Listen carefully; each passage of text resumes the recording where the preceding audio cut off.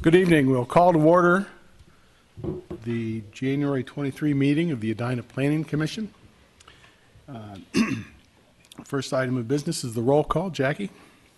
Commissioner Forrest. Here. Commissioner Schroeder.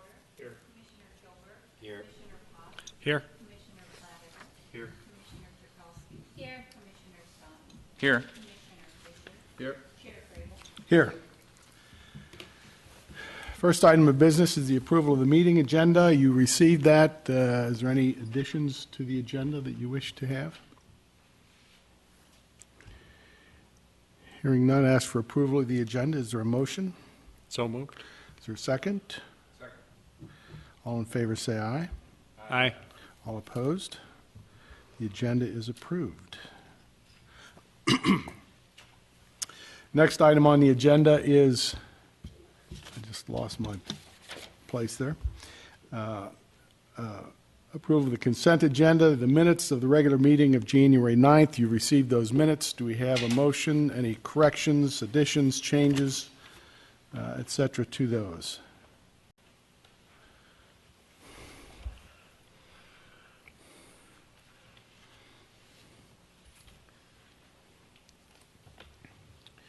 Hearing none, do we have a motion with respect to the minutes? I'll move approval. Is there a second? Second. Any other discussion? All in favor, say aye. Aye.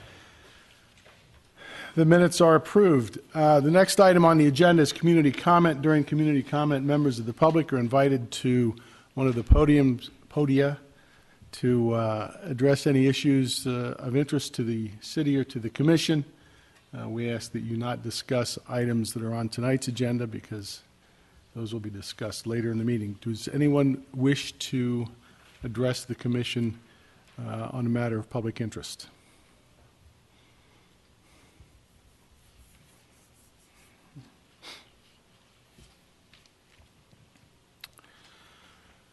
All right, seeing none, we will move then to the next item on the agenda, which is lot division, 5700 and 5712 Grove Street, Edina, Minnesota. Carrie?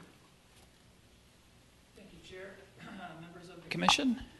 This property is located on Grove Street, the intersection of Tracy and Grove. It's surrounded by single-family homes with the Good Samaritan Church to the west. The properties highlighted in red are the two properties. They're both owned by the Fridland family. And what they are proposing to do is shift the side lot line that separates the two lots 5 feet to the east, so you can see the before line and the after line. The resulting lots meet all of our median minimum lot size. There's no new lot being created. The one issue involved with this is there's an existing NSP easement. You can see it highlighted in the dashed lines right here. And there is an existing overhead power line. So this is where essentially that lot line is. In shifting that lot line, I guess a couple of things. The purpose of this request is for the applicant wants to build an addition to their garage. It's just a single stall garage, so they'd like to add to that. Before they do that, these power lines would have to be relocated and that easement shifted as well. So as part of staff's recommendation for approval of this one is that before any building permit were pulled to construct that addition to the garage, that easement would have to be vacated and reestablished and the overhead line moved as well. So with that, staff is recommending approval of that shift in the lot line subject to those conditions that are outlined in the staff report. With that, I can stand for any questions. Has there been any discussion that you know of with the utility about moving that easement? And, I mean, where would they move it? Yes, they did have a conversation with NSP, and it would essentially be moved along with the lot line 5 feet, so that line would be located right on that new lot line. Again, that would be at the expense of the applicant, but NSP is willing to do that. Okay. Other questions of staff?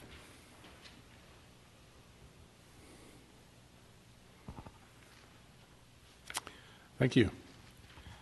Does the proponent wish to address the commission on this issue?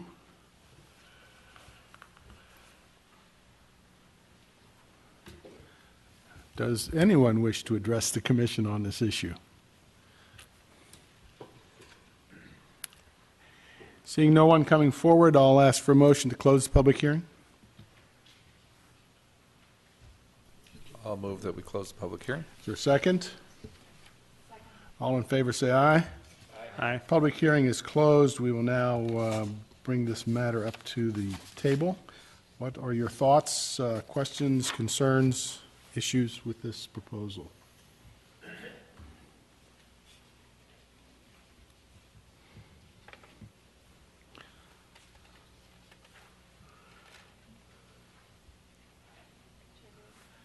Commissioner Forrest? I move approval of the lot line shift, that's as it's described here, with subject to the conditions that the staff has put on it in their report. All right, it's been moved to approve. Is there a second? Second? Is there any further discussion?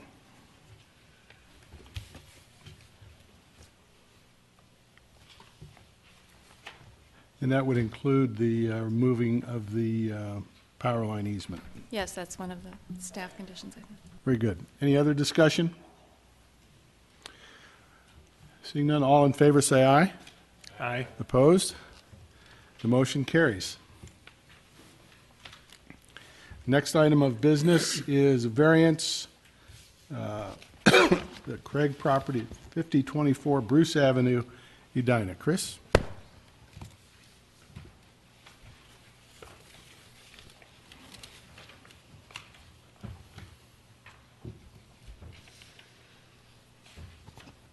Thank you, Mr. Chair, members of the Planning Commission. This is an item that is coming back before you. It was tabled at your last meeting. The property is located on the north side of Bruce Place, and it backs up to Minnehaha Creek. It consists of a two-story home with an attached two-car garage built in 1940. We've gone through all of these slides previously. This is the house adjacent to the east that's at a higher elevation, the one to the west that's at a lower elevation. This is the proposed survey, it's a partial survey, showing the proposed house as well as underneath that in the lighter gray areas, the existing house and the existing deck. They're requesting a 15.96-foot variance for Minnehaha Creek for a new home to be built on the property.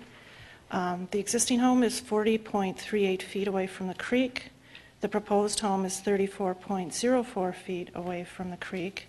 The existing deck behind the current home is located 33.43 feet, or 10 inches closer to the creek than the proposed new home.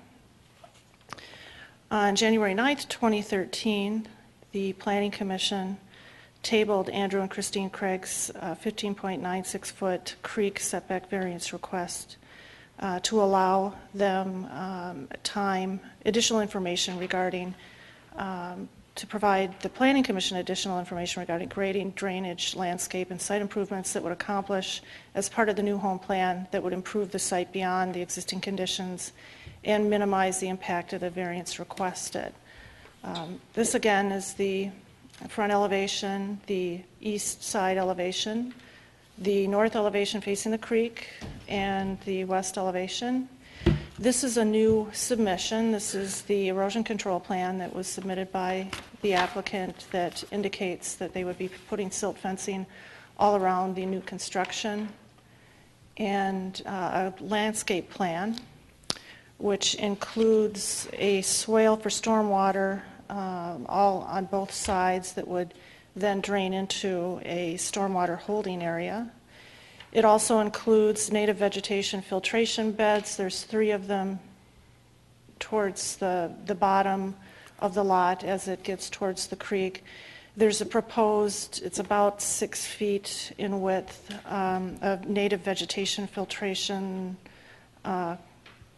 buffer zone along the edge of the creek.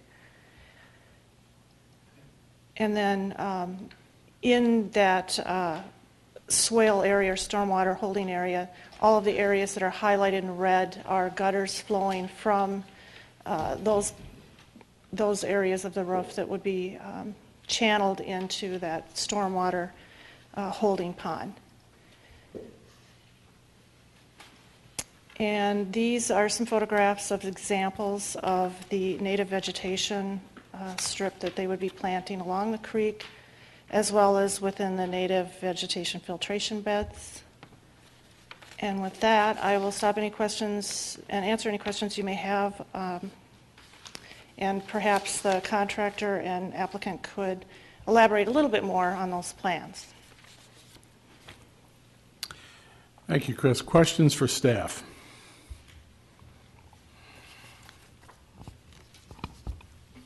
Commissioner Platter? Did the house move from last time, or is it still the same spot? It's in the same spot. So they didn't move it back from the, okay. The house is located in the same location.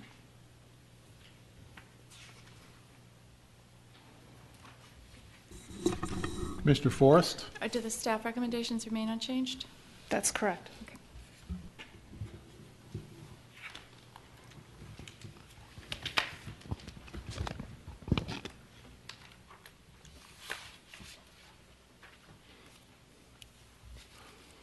Other questions of staff?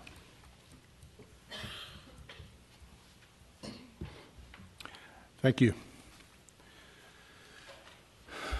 Does the proponent wish to make any comments, please? Come forward and give us your name and address. Hello, I'm Dan Murphy at 5004 Abbott Avenue South.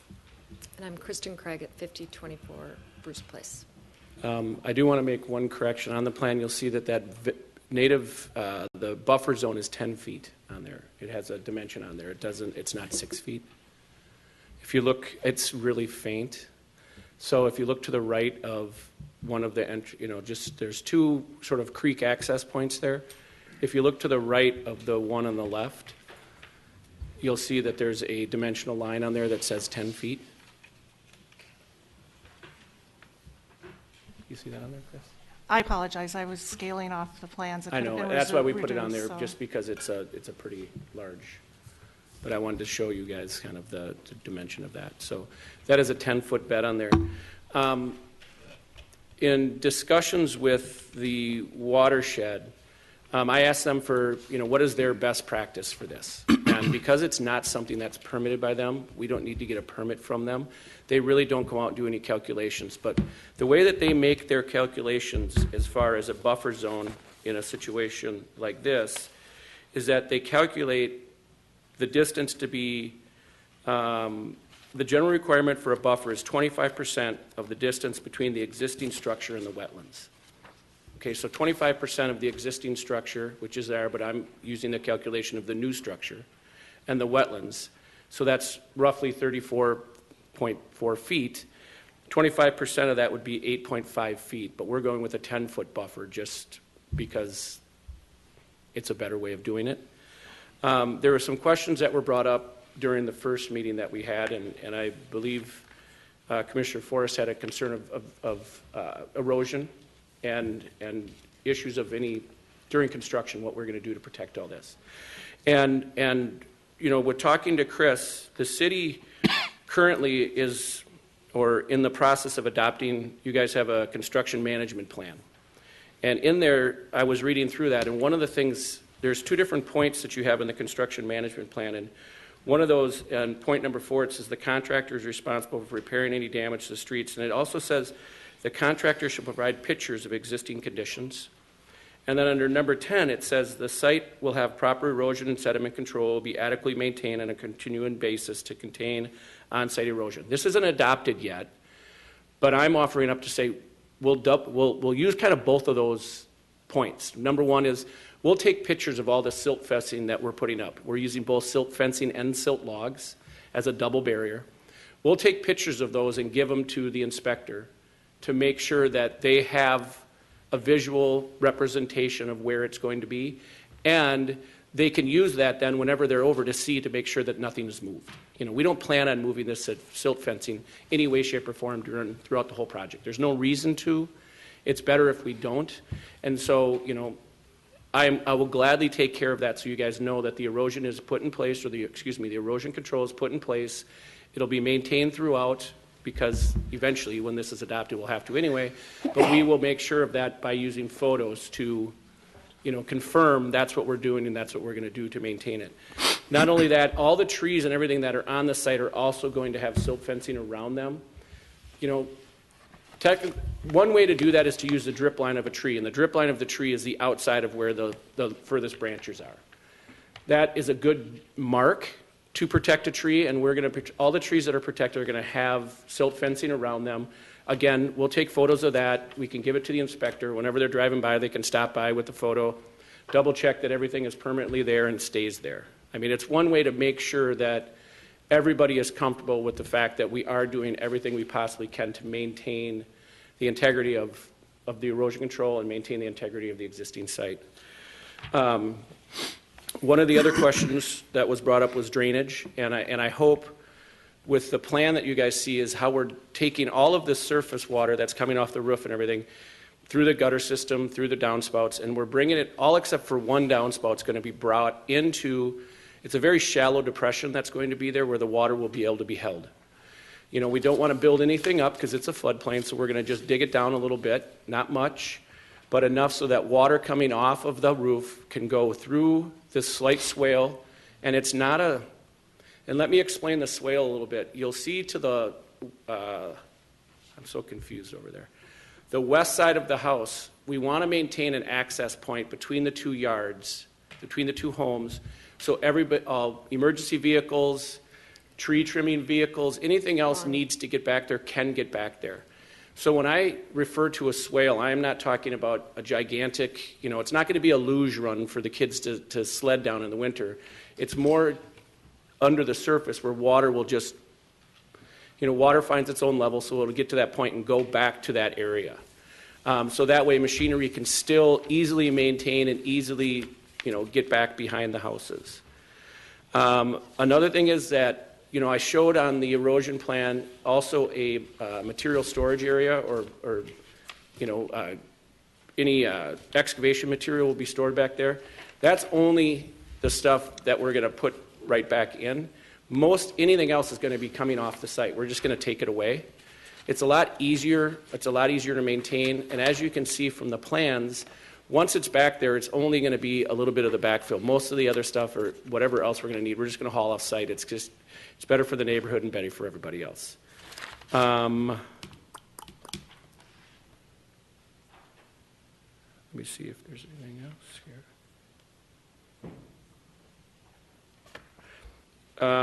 One of the other questions was, you know, we do have and I don't know if you still have the letter of recommendation from the house to the east, but, you know, they could not be here. I don't think they're not here, are they? Nope, they're not. But the house, the house that is most greatly impacted visually, meaning the house that's closest to where we are wanting to move forward, they have, from the last meeting, they sent a letter of recommendation that they are completely on board and are very supportive of this project. And I guess, you know, that speaks for itself, in my opinion. And that's about all I have. Is there anything else you want to add? We are committed to doing the proper landscaping and putting in the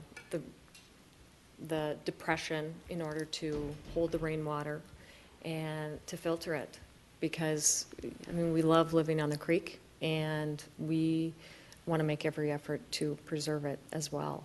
And it's in our best interest and the best interest of anybody who lives on it to take care of it as opposed to abuse it. And we feel that the changes that we're making will be better than what we have now in terms of what goes into the creek from our property. And we're comfortable with the plan that our builder has come up with and our landscaper, and we're confident that it will add to the neighborhood and help the creek in our little pocket of the neighborhood. Thank you. Questions of the applicant? Commissioner Forrest? Yeah, just as a point, the construction management plan is in force now. It is in place and it is being used. I believe what we're looking at is actually increasing enforcement of that construction management plan in the near future. Did the Watershed District have any comments or any further concerns about the proximity to the creek? And since creeks can move dramatically if there's a large flood, I'm not sure if there's more that or less that needs to be done with regard to the integrity of the lot and the house if that happened. But No, they weren't concerned about that in any way. Okay. I do have an email from them.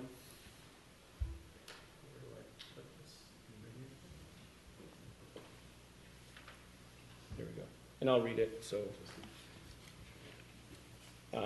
it is from Brent Eden, and he's a district representative, and it says, that was a great conversation today. I've attached the FEMA flood plan map, and yes, it's 871 that is marked as a 100-year flood plan on the site.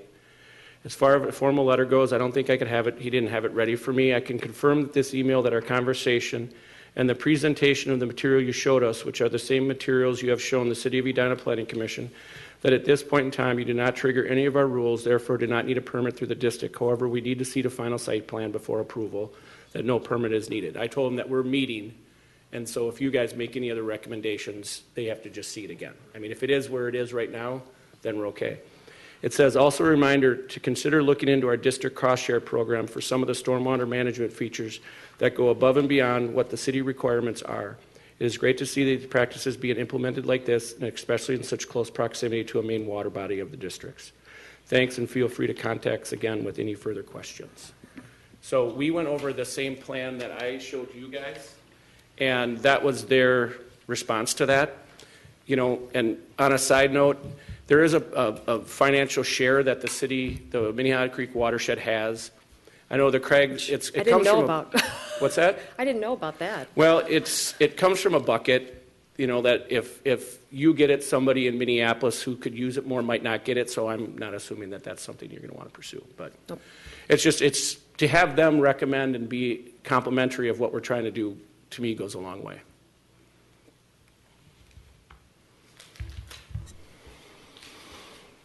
Other questions of the applicant?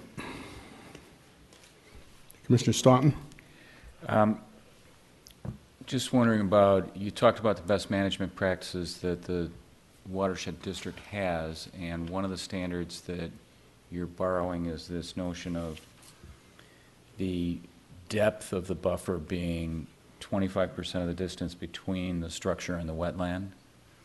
So is that a best management practice they have for the creek, or is that for any wetlands? I mean, can you It's a wetlands buffer. It's not the creek. Okay, so you're kind of borrowing their standard to come up with the appropriate depth for the buffer. That's correct. Do their best management practices say anything about the content of the buffer, what it ought to include, what things? They do.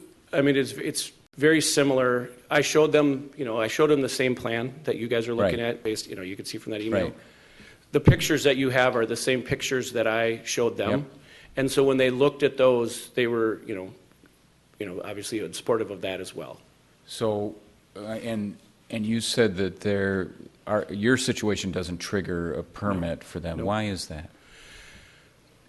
I really don't have a good answer for that. Okay. Their rules are about as long as my arm. I know. And I sat down with them and went over everything, and some of the things they were saying to me I just didn't fully comprehend, honestly. The thing I know is that there's a square footage amount of material, there's proximity, there's the gradient of the wetlands. The majority of the wetlands, and you can see from a wetlands map from the first one, is mostly down at the end of the property. Where we are doing that buffer way down at the end of the property, that's technically where the wetlands are. So even though, so we're way beyond the proximity of the wetlands. And so what we're putting in some of our buffer, it's not even considered a wetland area, but because it would look better for the creek and be better no matter how you look at it. We're adding that buffer throughout the whole zone through there, through their whole property line. But I can't answer that question as to why, other than the fact that I know that we don't need one. Okay.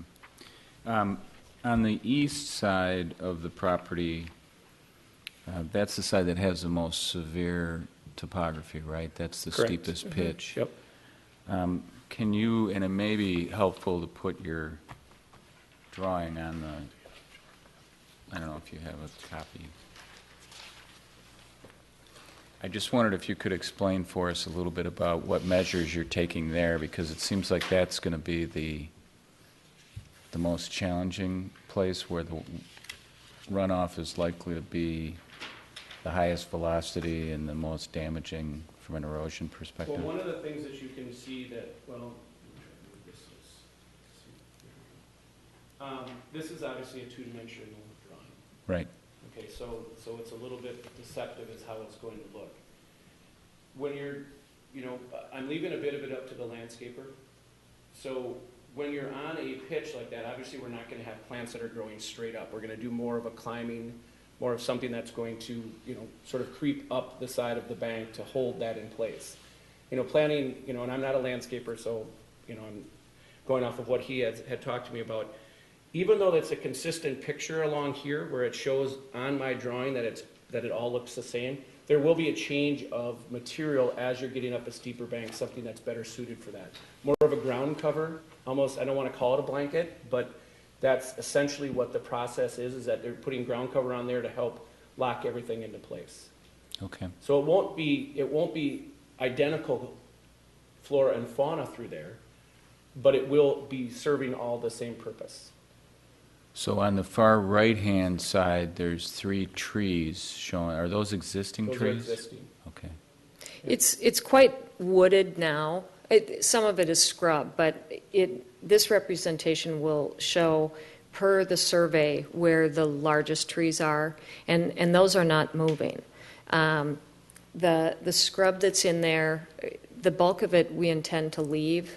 Our experience because the bank is like this as it gets down towards the bottom. And we need to probably reinforce some of there's not any. So after the trees? After the trees After the really trees. become steeper? Imagine 3 big trees and then just scrubby brush and. Currently, right now, there's almost like a bunch of junipers that are growing there that are locking things in. Okay. So it's a lot of low-lying pine-type bushes. And then, so there's, you have the home, and then you have the buffer of trees, and then you have much more of a sort of a shrubbery that goes down and starts creeping down as far as it can down the bank, and then the bank is, basically just rough-grown. Mm-hmm. And so we are going to be putting in more native plants in there on that rough-grown area to green it up and to fill it in. And so, but they're not going to be tall because the bank won't really allow tall things to grow there. It's quite steep, and so you have to have things that will cling to Sure. Essentially into the dirt. We'll do some moss and grasses into when you place the riprap boulders along there. You can sort of plant different foliage in there to kind of lock that in as well, and. It's shadier, so that determines some Right. of what you can put in there. The portions out towards the point of it are much sunnier, and so that is a determining factor for Sure. many of the plant choices. The space that is between the trees and the house that's colored brown and then the stone, can you just kind of elaborate for us on what What all we would that put in is? there? Yeah. More than likely, we would have some kind of, I don't know that it would be mulch. We'll probably have a few little pavers in there. They would be. So that's not a hard surface? No, So the brown is anything- intended to be something that, so it's got, Something that would be pervious. Stones that would be kind of stepping stones Yeah. through a pervious surface, but a mulch or a, Yes. Yeah, you can see on the drainage plan that we have a swale going through there, so we can't put a solid surface back there. So that swale will be going through that back area. You can faintly see that possibly, following almost along the edge of the brown. So that will be a permeable area throughout that spot. So, you mentioned that there was one downspout? Correct. Or one gutter that doesn't go, can you point on the drawing to where that gutter is? I believe you have it's that, let me grab my drawing. I'm concerned about which side of the house or. The where- front, it goes down the driveway.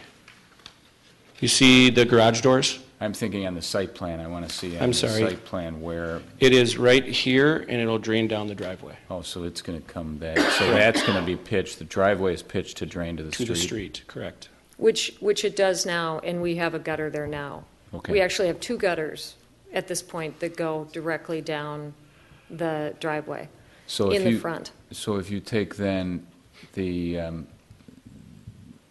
easternmost portion of the building, the corner closest to the property line and closest to the creek, so does that? Are you talking about Yeah, here? right there. Yep. So You see- where does the water that hits the gutters there go to? You see there's a swale line right along here, So it's going to go to the ground and then hit the and then swale go back and into down here, correct? So it's not an underground, it's No, not- the gutters are going to be dumping into that swale. The gutters are actually Okay. going into that. So the gutters on the surface of the ground will be below grade. So they will dump into that swale and go. So you're not going to see Okay. the gutters on the ground. You'll see the downspouts coming off the house, and they will go down into the ground, and the gutters will be underground into that swale, which will then carry it out of the back. So there won't be, the surface water won't be able to run over that. Okay. Follow me? Yep, I do. Okay. And You- currently, our gutters dump, they come right off the back, right off the front, and Water goes. shoot right out. Yeah. So we're basically taking out most of the roof water off of a point source, you know, so you're it's gonna not run going it to dump into the, underground for a little ways until it gets to the swale, dump to the swale. held, it's and then in the it'll channel. leach back in. So we're not dumping into the storm sewer, which the storm sewer then dumps in the creek, which is a point source, so we're diffusing that. Okay. So this will get filtered through this depression in, just below where the Right- house right is, there. right there. And it will be planted, and so the water goes through there, and essentially, that's a pre-filter, and then it gets down to... And we'll go through these two, and then it has to go Right. through that again. So part of it will permeate through, while it's in the swale, and whatever doesn't can continue to travel to wherever the holding area is. Well, by the time it gets to the swale, I mean, if it rains real hard, you're not going to walk down the backyard and all of a sudden step in that swale and it's a big bog. There's going to be enough diffusion in the ground itself to absorb a lot of that water, and then as it, gravity will just take hold and then eventually get it down to the creek. So you'll never really notice, I mean, on a torrential downpour, it might be a little bit wet there, but there's enough distance that water is going to travel that it's going to just naturally seep into this. It'll dissipate, so you're not. Correct. You're not envisioning running water to a holding, I hope No. not. unless it's a really nasty storm. Right. Okay. That's all I have for now, thank you. Other questions of the proponent? Commissioner Platter? So I just want maybe I misread it. I want to understand the elevations of the building. The finished floor looks like it's 884, I believe, right? It's 874, I believe. You mean, are you talking about the basement?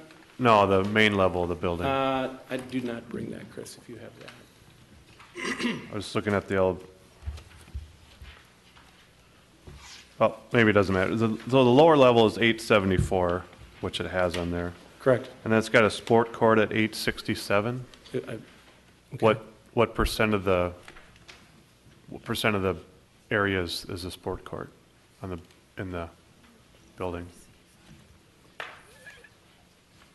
What percent of the home? Yeah, I mean, from a plan standpoint. I guess I didn't see on any drawing or floor plans showing that. Pardon? Ashley's my architect. She said probably 10%. Okay. So then my other question was, if I read that right, that's at 867 and the floodplain's at 871. That's correct. So you're actually digging below the floodplain to put this in? That's correct. Is that normal? I mean, do people Yes. usually dig below floodplains? Yes. And it was a discussion a long discussion I had with the Minnehaha Creek watershed as well.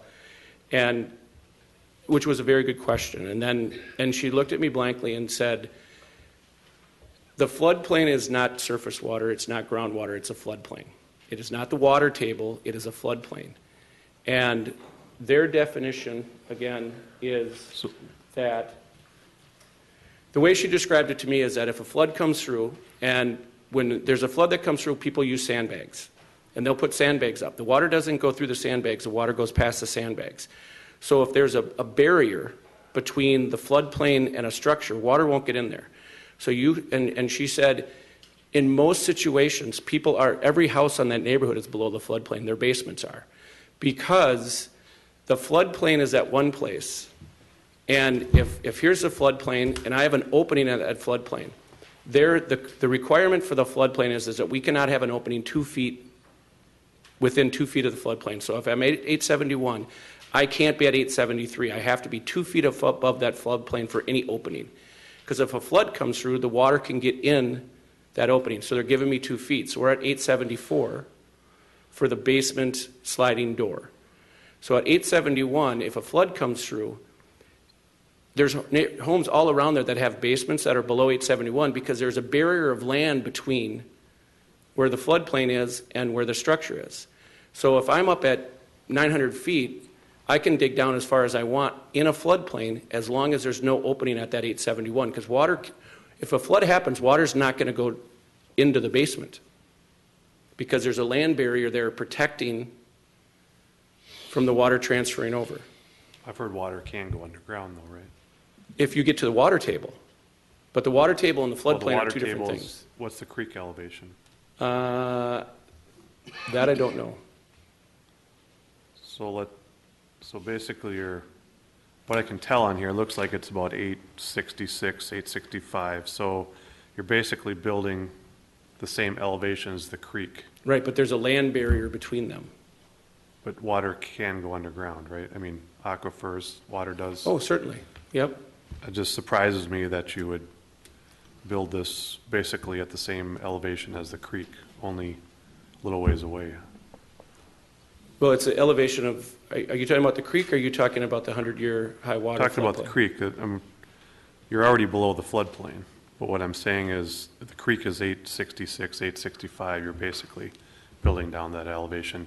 So you're digging down to at least that elevation when you excavate this Correct. house. And, yeah, and it is common Disturbing all practice. that land, all that piece down there.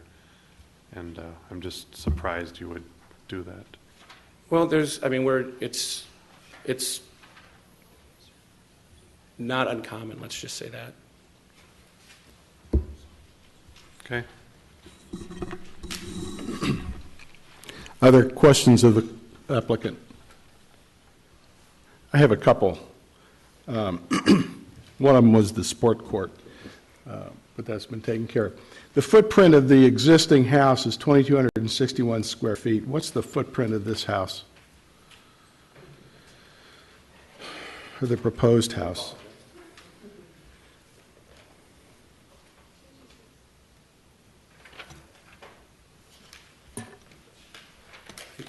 Did I give you that printout, Chris?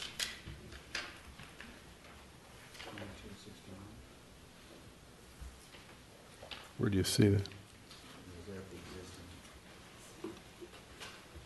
2261, existing house. Do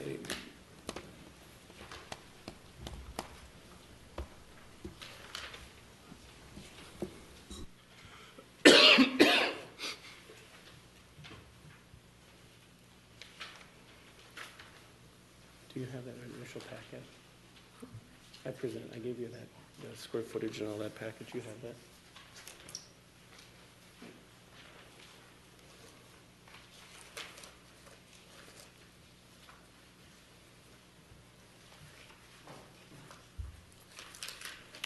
One second, I have it.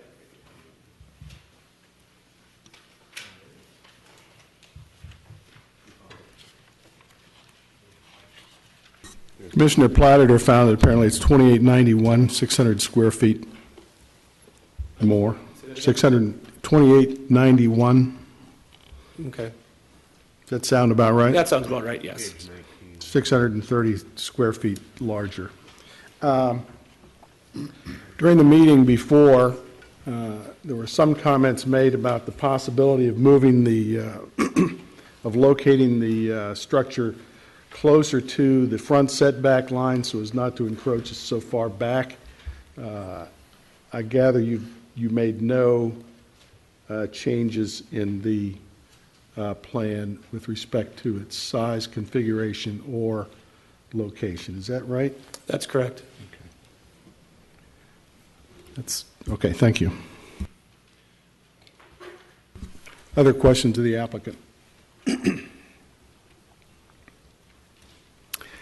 Thank you. Thank you. Does anyone else wish to address this issue?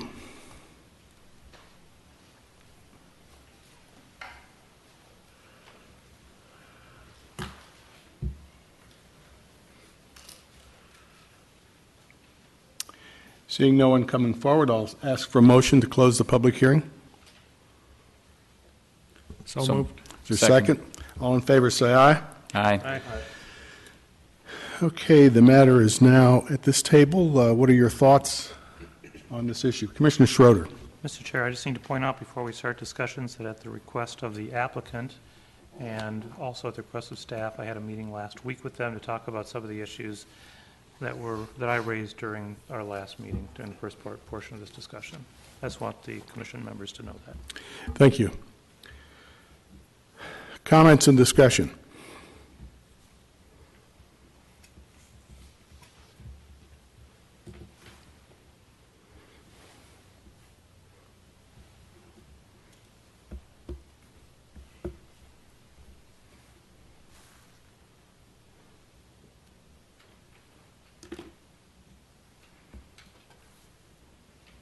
Commissioner Forrest?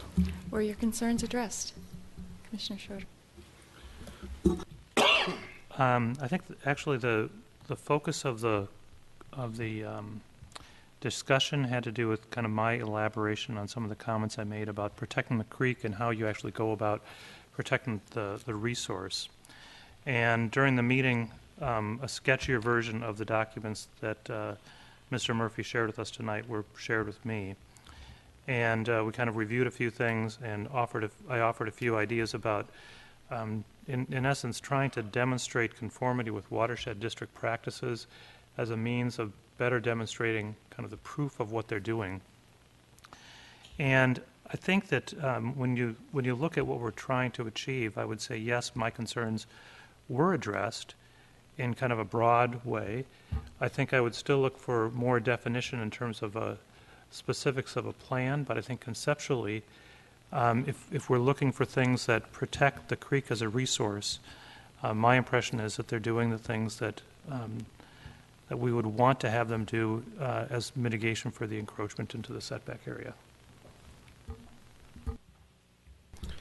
Thank you. Commissioner Platter. I just have a question for you. What they're proposing, could they do that today without any variances, or could have they done it already? In terms of the landscape improvements in Yeah. the buffer, yeah, anybody on the creek could do that. Anybody on the creek so they could have already done this correct, work. but so could anybody. In fact, most people don't. Most people do have turf growing right down Most the people, edge. but I mean, they could have, that would have been within their rights to Yes, do what that is today. yes, Oh, they could have already been done, right? correct. Okay. Other comments, questions?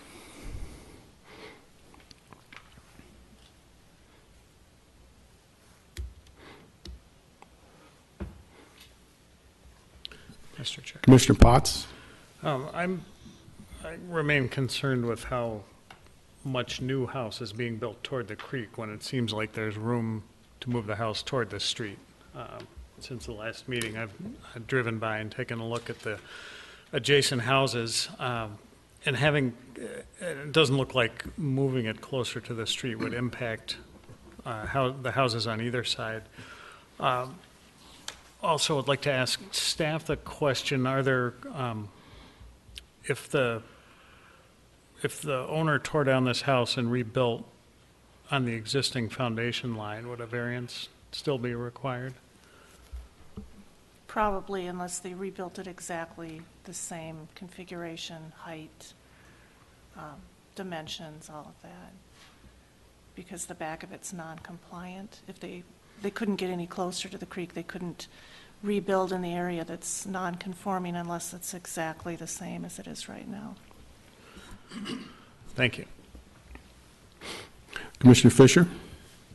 So if I could, Chris, just take that one step further, and I apologize for missing this discussion at the last meeting. So I'm trying to read the tone of the discussion that was had, and I'm assuming that you can find hardship here, given the physical attributes of this site. So the issue is more, what I'm reading from the staff recommendation is that if this had, in the scenario Commissioner Potts just described, if they had stayed within the envelope of the existing house with a new house, but not exceeding that line, staff would be far more inclined to recommend approval of the variance? So Yes. That's really, the issue is really that the exceeding that line. Yes. Generally, if there's an existing non-conforming situation, in instances it can make sense to rebuild in that non-conforming location because there's always historically been a structure there.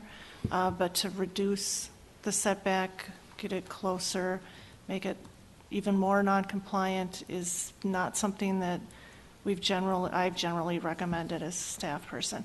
There is, however, a deck area that's closer, and I believe what they were trying to do is to stay within the structure area of the deck that's closer to the creek. They're still 10 inches further back from the existing deck, and the new deck is sort of on the side of the house, and that'll be even further away. So I believe that's where their logic was in terms of where they were getting closer to the creek, is that they weren't going to be any closer, certainly, than the deck, a structure that's already there and existing. So the discussion is it's hardscape in proximity to the creek, it's not as much living space.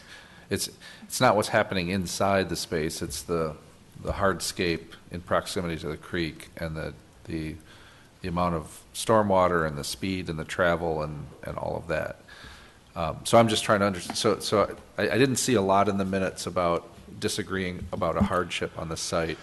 So it's really about this, how much is too much, and the location of this structure, and do they have other options that would just as easily. There was not a lot of discussion about the hardship, because before we even got to that point, we had the discussion about the landscaping, and there was general agreement that we would table the issue until this meeting to hear about the landscaping. We've not discussed So I shouldn't jump to the hardship. conclusion that hardship is not an issue. I would not Okay. suggest that there might not be some questions about hardship. Okay.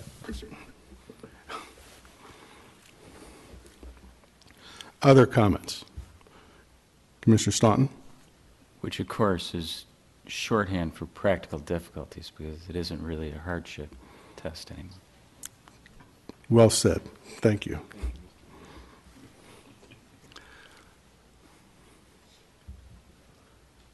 Other comments? Commissioner Staunton? Just a question for Chris or Carrie. So would the, under the existing structure, would the deck be considered, so if they were going to build it with the deck, would that be considered an encroachment into the setback? Yes, the deck is supposed to maintain the 50-foot setback as would a house. Okay, so the amount they're encroaching is less now than it is, less under the proposed than it is under the existing? Correct, Okay. in terms of structure area. Commissioner Platter? I say if you consider that a deck is the same equivalency as a three-story house. And from a stormwater perspective, why wouldn't it? Isn't it both hardcover? It's more disturbance. You're digging I guess down. maybe that's part of what we ought to talk about. You're digging down. So We weren't digging down with the deck before, close to the house. close to. So what is it about, so I hear you saying that the disturbance or the digging or the foundation, so what is it about that is concerning you with respect to the proposal?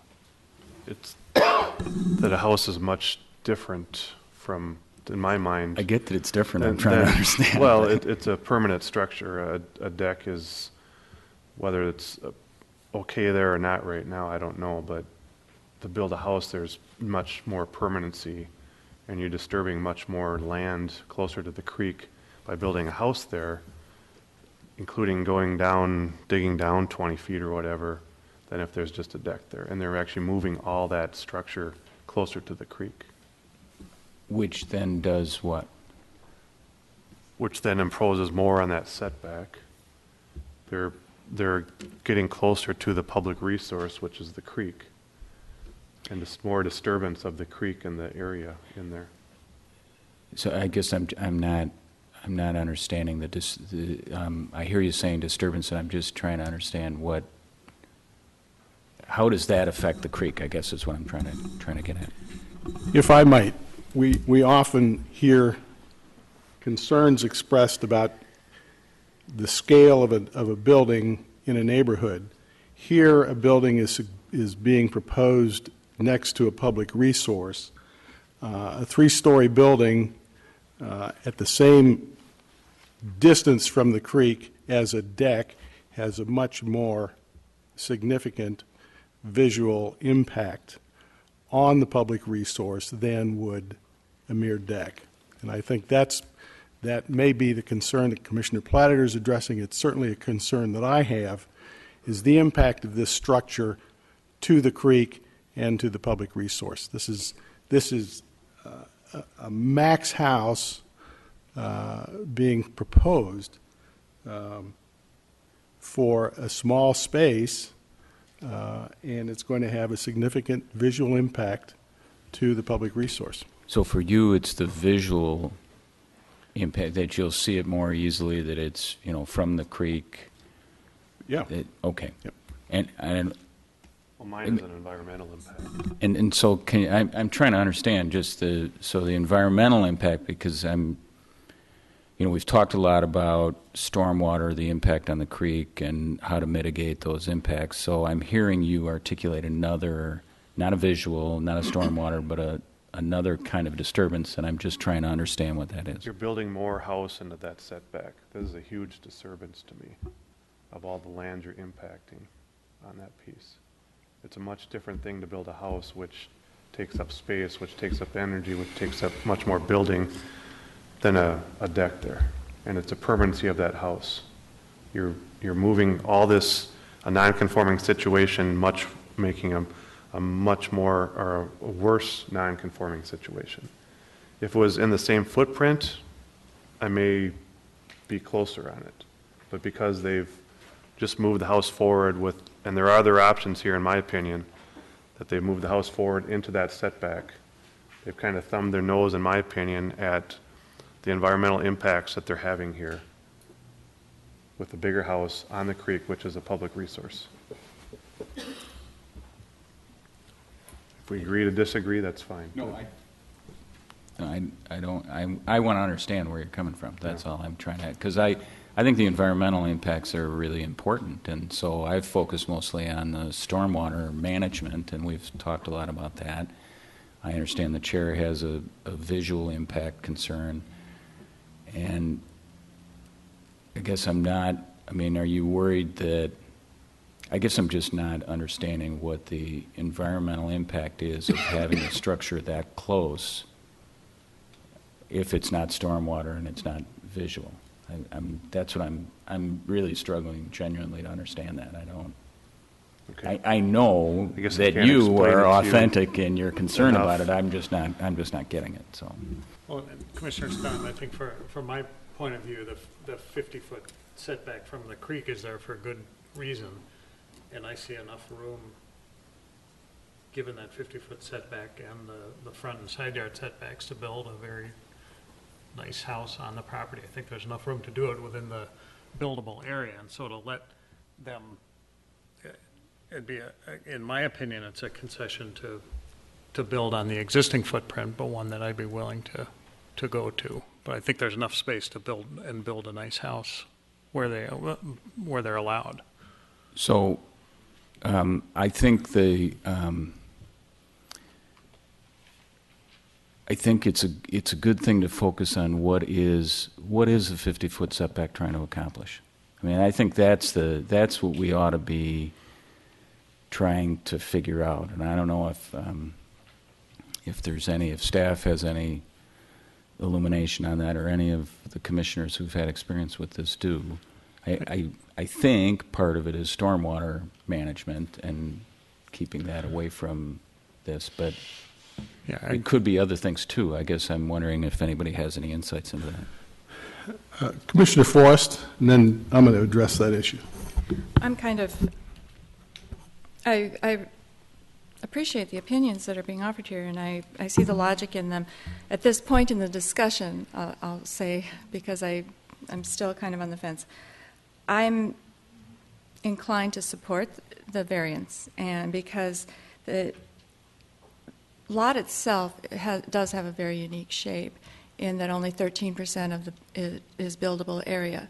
And at this point in time, at the time it was platted, I mean, it was, at least we know it was a 50-foot setback a 25-foot setback until the 1990s, which is relatively recently. And I don't know the purpose for the change. It could be that because current practices then were, and still largely are, to extend, as Commissioner Schroeder said, turf down to the waterfront. For me, I think the unique shape and the unique topography both affect where they can put a house on the lot. I do recognize that the size of the house and having that, I think there's logic to have the side access to the backyard areas for the homes. Again, the size and width of the house then would prevent them from moving it forward, and that would be what they'd ultimately have to address, I believe. But to me, in balancing all the factors, I think there's greater benefit to the creek than there is loss by going forward with this and with the improvements that are suggested by the homeowners. 2 points, yeah. I think anything that they would do on this lot, I think they would be required to do the improvements with respect to the landscaping and the drainage and everything else. So I don't think the landscaping and the drainage is unique to this particular proposal. If they were, I don't think they would have to. I don't. Well, then they wouldn't have to do it with this proposal either. No, they don't. Except that we said. Right. That's what exactly. we want to do. And that they're willing to do it, and the benefit to the creek, to me, balances out in favor of having them go forward with the project. But I'm suggesting any commission that would hear this, any other change on this lot, would probably ask for the same kind of remediation. Yeah. So I think that's, I don't think it cuts either way. I think it's a wash. Well, it's not like brownie points we're talking about here. It's the fact that the homeowner has stepped up, and we said, hey, we'd like to see this, and granted, that's one of the things that we're looking at, whether or not it's a yay or a nay, but whether or not they offered it up, and it's, good graces, I'm just saying they are willing to do it, and that was one thing that we discussed because that was a primary concern in our discussion at the last meeting. I think it's good that they did that. I'm suggesting that anybody else doing the same thing would probably be asked to do the same thing. I'm not an expert on DNR regulations, but I do know, at least anecdotally, that the DNR does take into consideration landscape views. I mean, they have bluff height restrictions. They don't want, the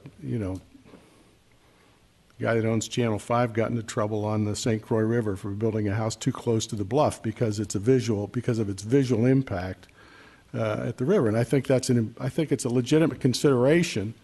We take a look at what is the visual impact to a public resource of a program. We are being asked to expand a non-conforming use. I would be like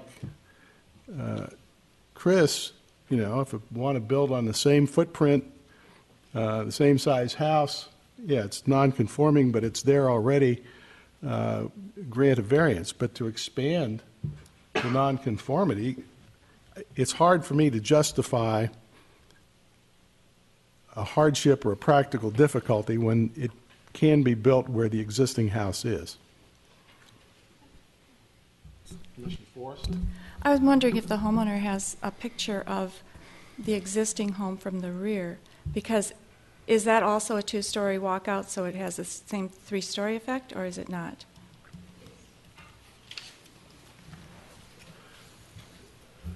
The rear of the house right now, it's not a walkout. The lowest portion of the house, because it has multi-levels, it steps up and down into each room. The lowest portion just has a crawl space beneath it.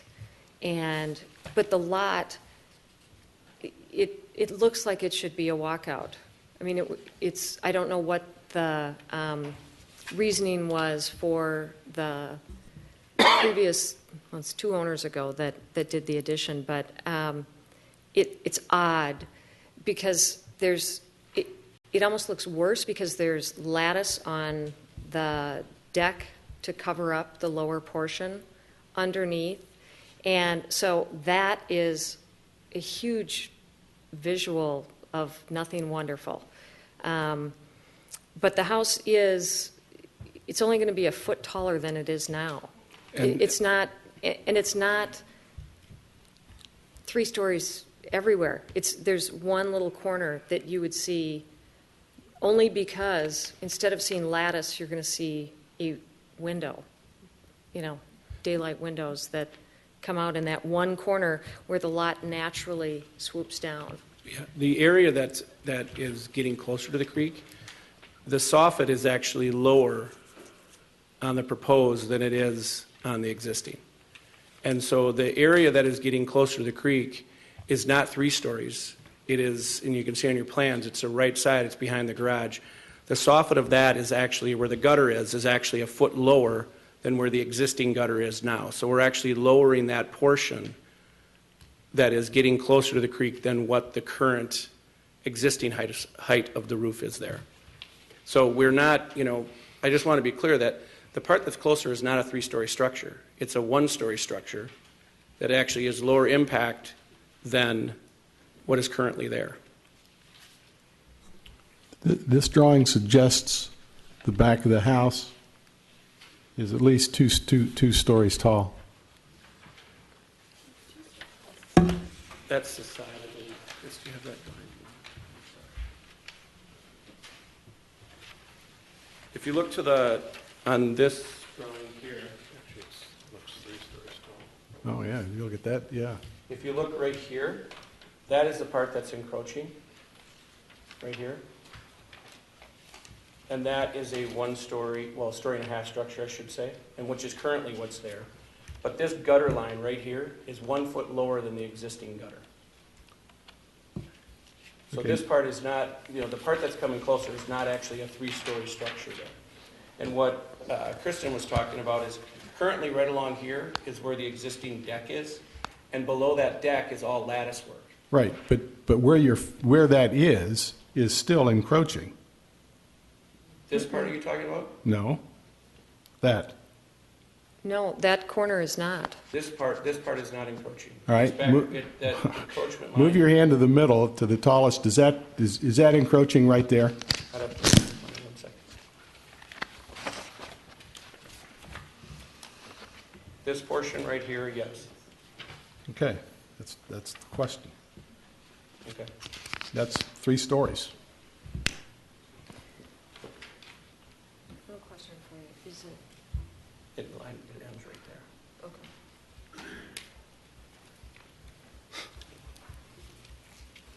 Okay. Mr. Chair, if I could Mr. ask one Potts. other question. What is the foundation system supporting the current deck? It's pier footings and posts. So half dozen or so posts on, Yeah, Piers. I don't know the count, but yes. and what you're proposing is a continuous foundation with a basement and then a wall above it, correct?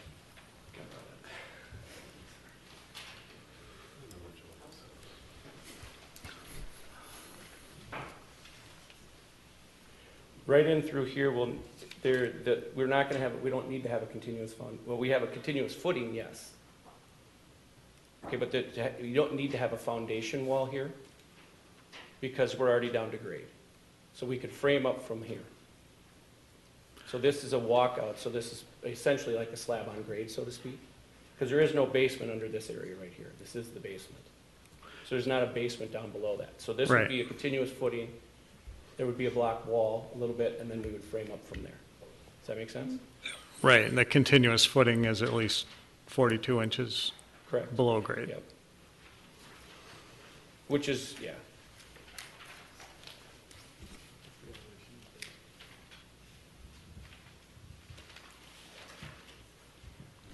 Commissioner Schroeder?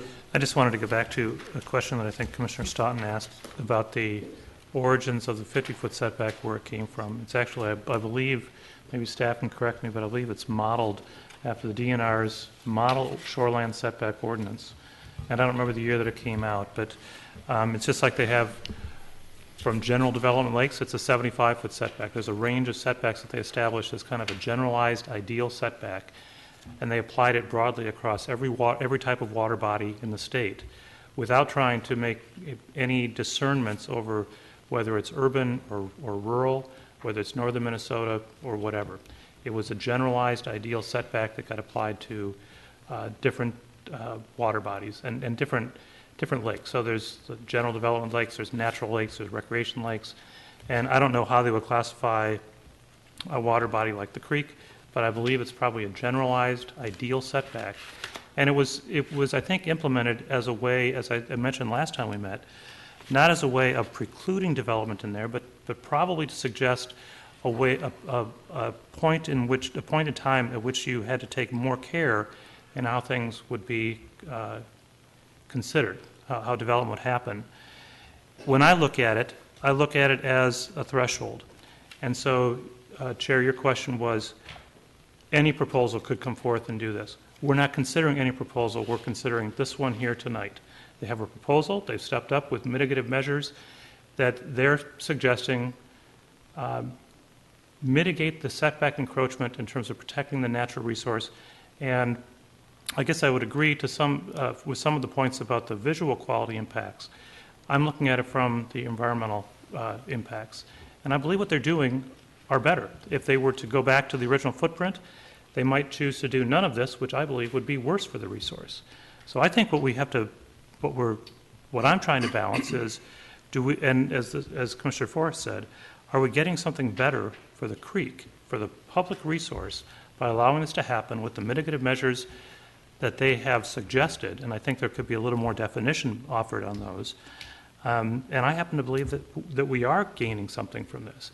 I think the issues about grading and impacts during construction are also something to be concerned about. The proponent has talked about some of the adherence to the construction management practices that the city is putting forward, which I think are also good. But everybody, I guess, would be required to do those. I think they're doing things that, when I look at it, they are more extraordinary than ordinary solutions. There was a question if we had Chris did have a picture that we had given her of the visual of the rear of the house. And you can see, this is the house and this is the house. And these are taken down, obviously not on the other side of the creek. And Commissioner Forrest, I don't know if you were visually thinking, shooting at a different angle, but here's an angle where you can see what Kristen was talking about, is that you can see how it slopes away rather quickly, and it does. Even from there, it almost looks like it's a three-story. And so you can kind of see the deck there and what we're talking about with the lattice kind of wrapped underneath it. And then you can see to the house to the right of that, which would be the west. That is a three-story right next door. So I don't know if that helps at all. I only asked for that because I was wondering if we could visually see what our chair was pointing out as far as the visual impacts. So thank you very much. Well, you can kind of see in this photo down on the one I'm pointing at, the creek does come around this way and swoops, and it's a better visual how you can see how much plantings and how much growth there already is there. And, this is a fall picture, obviously. which sometimes can be better because you can imagine in the summer you wouldn't be able to see it at all. But you can see that there is quite a bit of growth there to help sort of buffer the visual impact of that from the creek. We, for the most part, cannot see our neighbors on the other side of the creek during the bulk of the year. It's during the winter, obviously when there are no leaves, you can see through there. But with that side of the house, it is very wooded. And, you can see little peeks through there, but it's very difficult for us to see them, and they have a hard time seeing us. We've gone to the other side of the creek to look and see what the view is. And during the spring and summer and into the fall, it's hard to even see that half of the house in the back.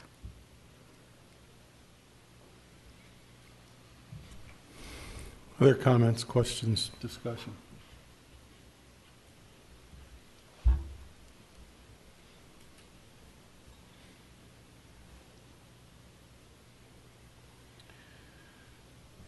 Commissioner Forrest?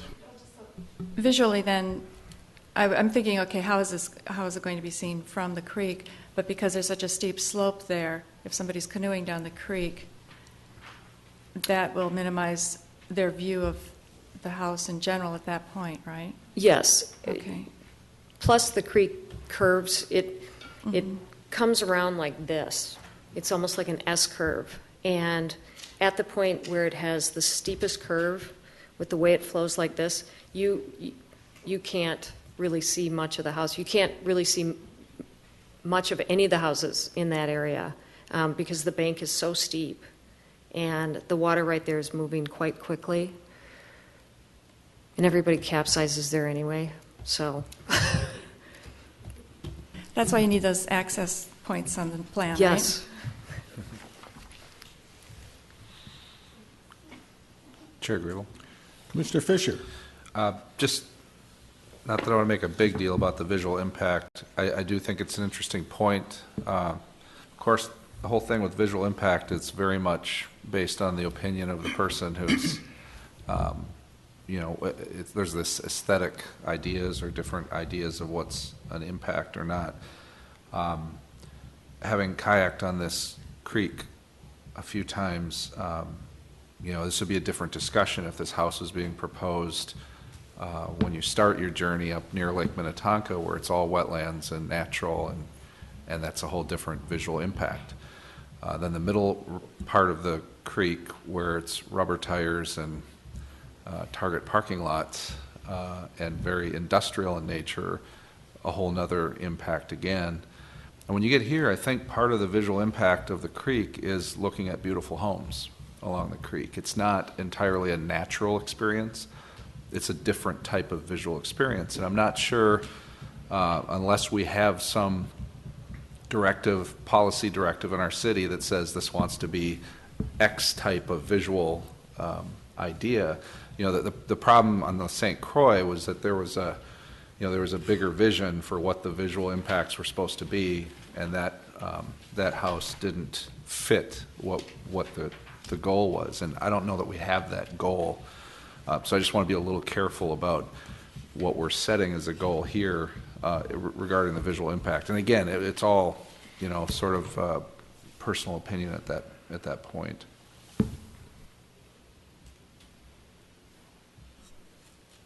Yes, Commissioner Chakowski. I completely agree with Mr. Fisher, and I think that one concern might be that when the house encroaches on the creek, the visual impact might affect the wildlife, and that it might cause the wildlife to sort of avoid that area of the creek. However, I think considering all of the restoration that they're planning on doing, I think it wouldn't really pose much of an issue, especially since it's at a slope. So the area closest to the creek would seem kind of secluded, and I don't think wildlife would be against going near that area. What is the practical difficulty that requires us to extend a non-conforming use? Commissioner Forrest? I think, like I said earlier, to me, it's the shape and topography of the lot have reduced the buildable area to it with the current setbacks that were imposed long after it was platted to 25 feet from the creek. So it's down to 13% of buildable area on the lot.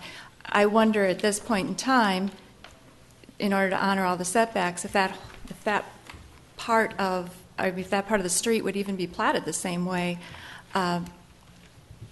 as far as in order to accommodate the homes that and the yards and the creek and all of that, with that greater setback of 50 feet. So for me, it's the unique topography and shape of the lot that is the unique practical difficulty. I understand that, and I'm sensitive to that, but the point is, there's an existing house, there's an existing footprint that could be built upon, and what is the practical difficulty to extend and increase the non-conforming use? I don't think we need to find a practical difficulty as it compares to the existing house, but the existing house also encroaches up to 6 feet from what they're proposing. So to me, the practical difficulty would remain the same. They would need the same variance and they would need the same rationale process to go through it. So yeah, you're making a change, but you'd still be disrupting the property and building something encroaching in the setback. They would not need the same variance. They would need a variance. They would need a variance. It would just be 6 feet less. To the existing use of the property. That's the variance they would need. What is the practical difficulty to extend and increase the non-conforming use? I don't see any practical difficulty here. They can build on the present footprint. They could build on the present footprint. I'm not disagreeing with that, but I still maintain that the practical difficulty would be the same, and they'd have to go through the same process, the same analysis, to allow them to build on the existing footprint as they would have now. And there's a 6-foot difference in the two, granted, but it would still be the same analysis from point one to point end of the process. I mean, we'd have to go through the entire analysis all over again. And I understand it's a greater imposition into the setback. I respect that. Again, going through the process, each of us has to determine how we balance all the factors. And for me, surprise, surprise, I'm the one who's usually really strict on these things. But for me, it's... and I'm the one that's usually pretty liberal on it. I know. We're going to keep people guessing, I'm really confused by this whole conversation. God, Mr. just Chair, don't predict. if I might jump in on your question. The staff report contains the 3 current criteria that we apply to variances, which are different in the last couple of years since the legislature changed the standard. And the first one is whether it relieves practical difficulties that prevent a reasonable use from complying with the ordinance requirements. I think what we're really disagreeing about is what's a reasonable use. And, in my mind, the practical difficulties are the shape of the lot, the topography of the lot, the fact that there's a 50-foot setback makes it so that there is only 13% of the entire parcel that's buildable. And when I think about the reasonable use, our zoning code for properties of this frontage in this zone permits 25% lot coverage, and they're proposing 10% lot coverage. So it doesn't strike me as an unreasonable lot coverage given the size of the lot. And under the circumstances, I think the practical difficulties also include the sight lines. We had some discussion about that if they push the house further down toward the creek now, they're going to be interfering with looks up the creek by their neighbors to the west, who have indicated they're in support of this, I assume in part because of that. If they pull it further up toward the street, they're going to start to impinge on the access between the 2 properties, which has been discussed both tonight and in a previous meeting.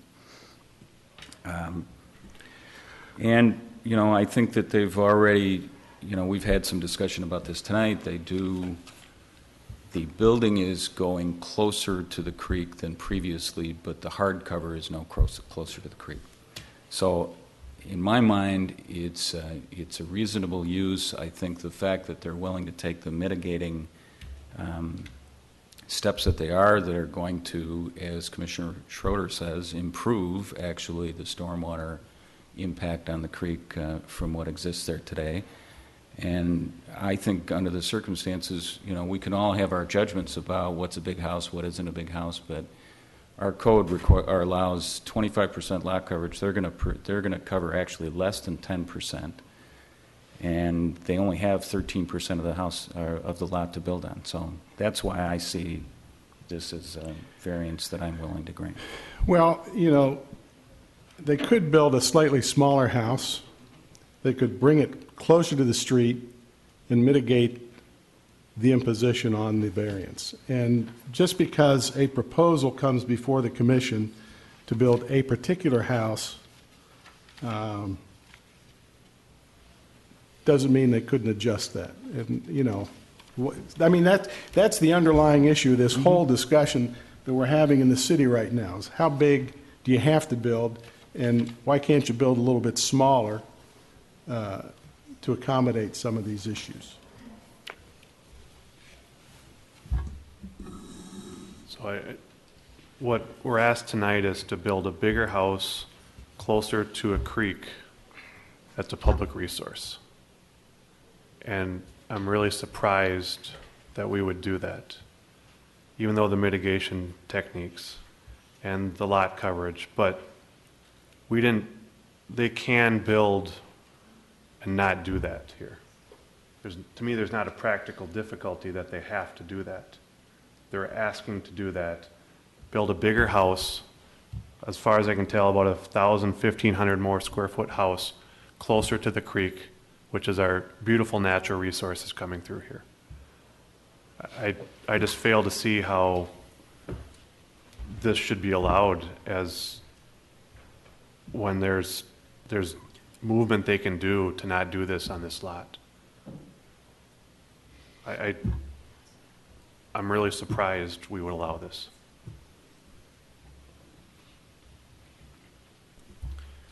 Other discussion? Commissioner Kilberg. All right, well, I am looking at just the setback lines on the lot, and a proposed house for me, I'm no architect, I'm still in high school. A proposed house for me, I don't know how I would build it on this lot, considering the sight lines have been brought up before by the neighbors, maintaining the character of the neighborhood but without bringing it way too close to the street, without limiting the side access lines. I think I would have to agree with the position that it is a practical difficulty on this lot, because even though there is a buildable area, the way it's situated on the lot, with the 50-foot setback from the creek, it just doesn't provide adequate for anything. And the fact that there is an existing house on there with hardscape that isn't changing from the proposed, I would feel this is no different. I mean, I just don't see the way you could build. I mean, I feel that if a house was built within the setback, the lot would be rendered useless. I would not see value in this lot. Other discussion?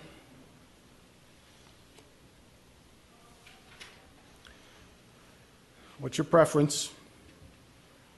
Commissioner Fisher, did you have a comment? Well, this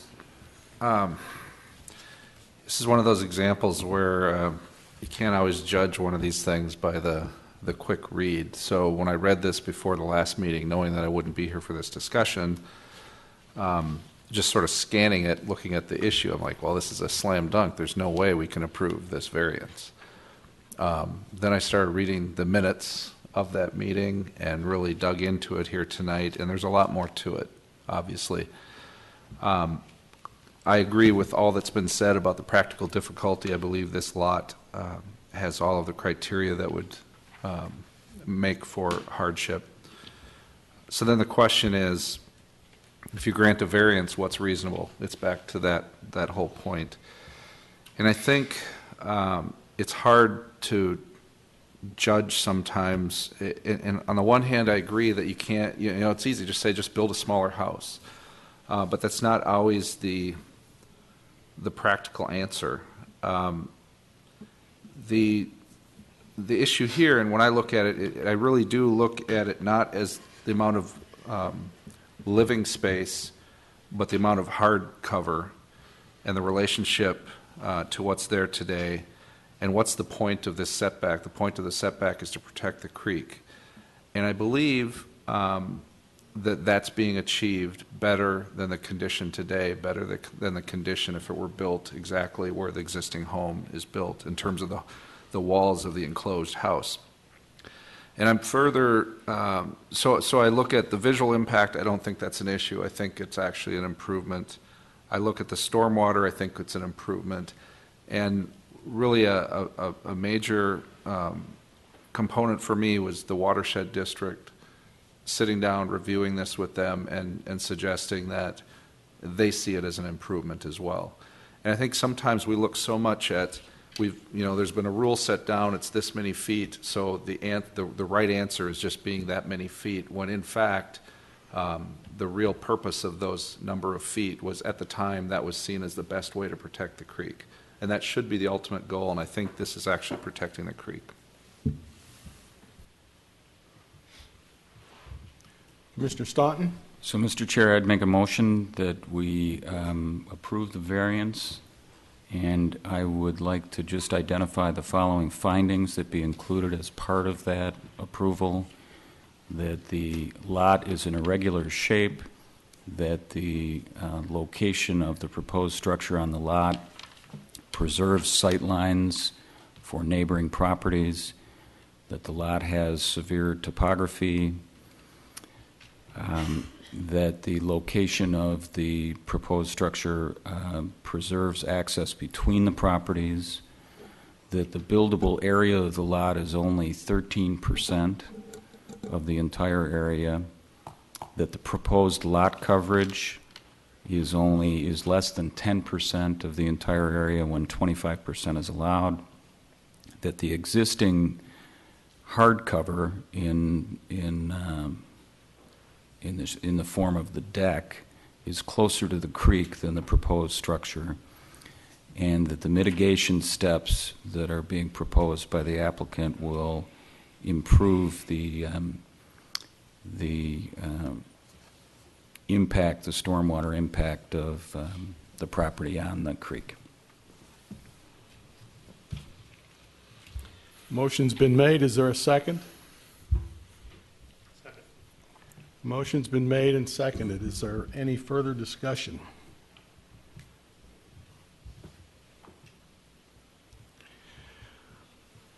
All in favor say aye. Aye. Aye. Opposed? Aye. Aye. Jackie, would you call the roll, please? Commissioner Forrest? Aye. Commissioner Schroeder? Aye. Commissioner Potts? Nay. Commissioner Platter? Nay. Commissioner Staunton? Aye. Commissioner Fisher? Aye. Chair Grable? Nay. Motion carries 4-3. Comment? Commissioner Forrest? It's been pointed out, too, that one thing that we didn't include was the landscape plan as a requirement of this. So procedurally, we're kind of stuck, but I'm hoping in good faith you'll go forward. I would gladly add the landscape plan and the erosion control plan as a part of the variance. That's not a problem.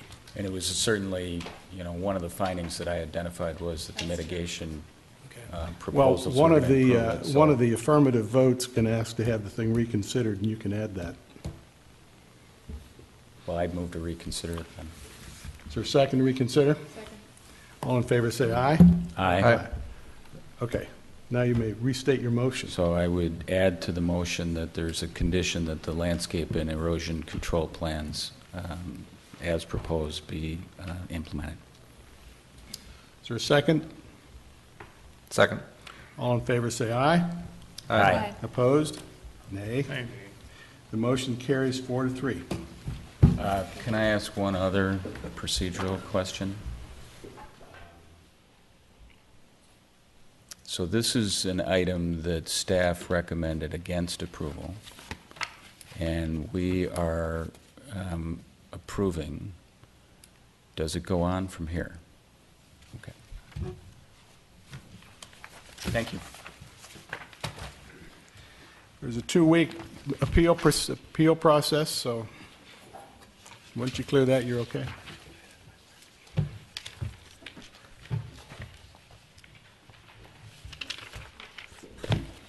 Next item on the agenda is sketch plan review for 4412 Morningside Road and 4532 Oakdale Avenue, Edina. Carrie?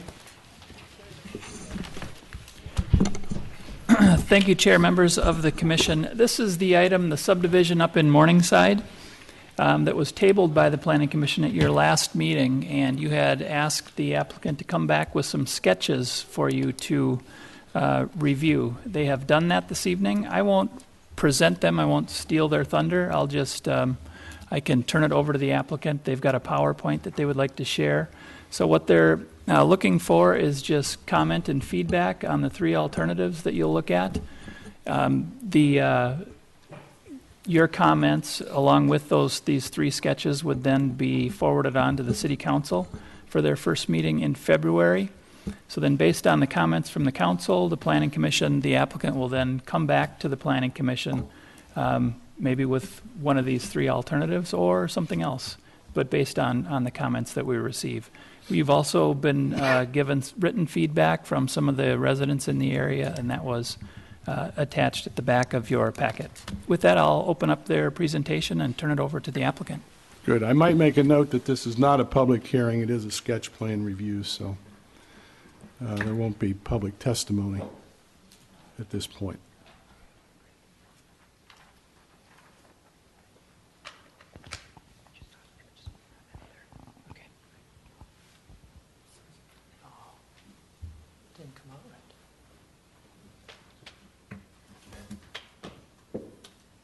That's what I've been worried about. Okay, I think it's only the first slide. Sorry about the first slide on the PowerPoint. Something weird happened when it got transferred, I guess. Frank Seidel, I live at 4232 Oakdale. I think Commissioner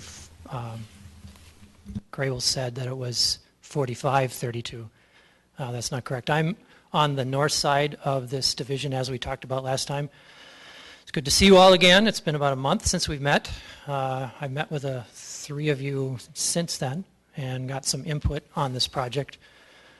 Just a quick reminder what we're doing here tonight. At the last meeting, you asked us to slow down a little bit, to take a look at some potential other plans for this piece of property because of its uniqueness, and basically said, if I've got the phrasing right, let's consider it to be more like a PUD style of a development and not have to worry about the variances and the regulations associated with it.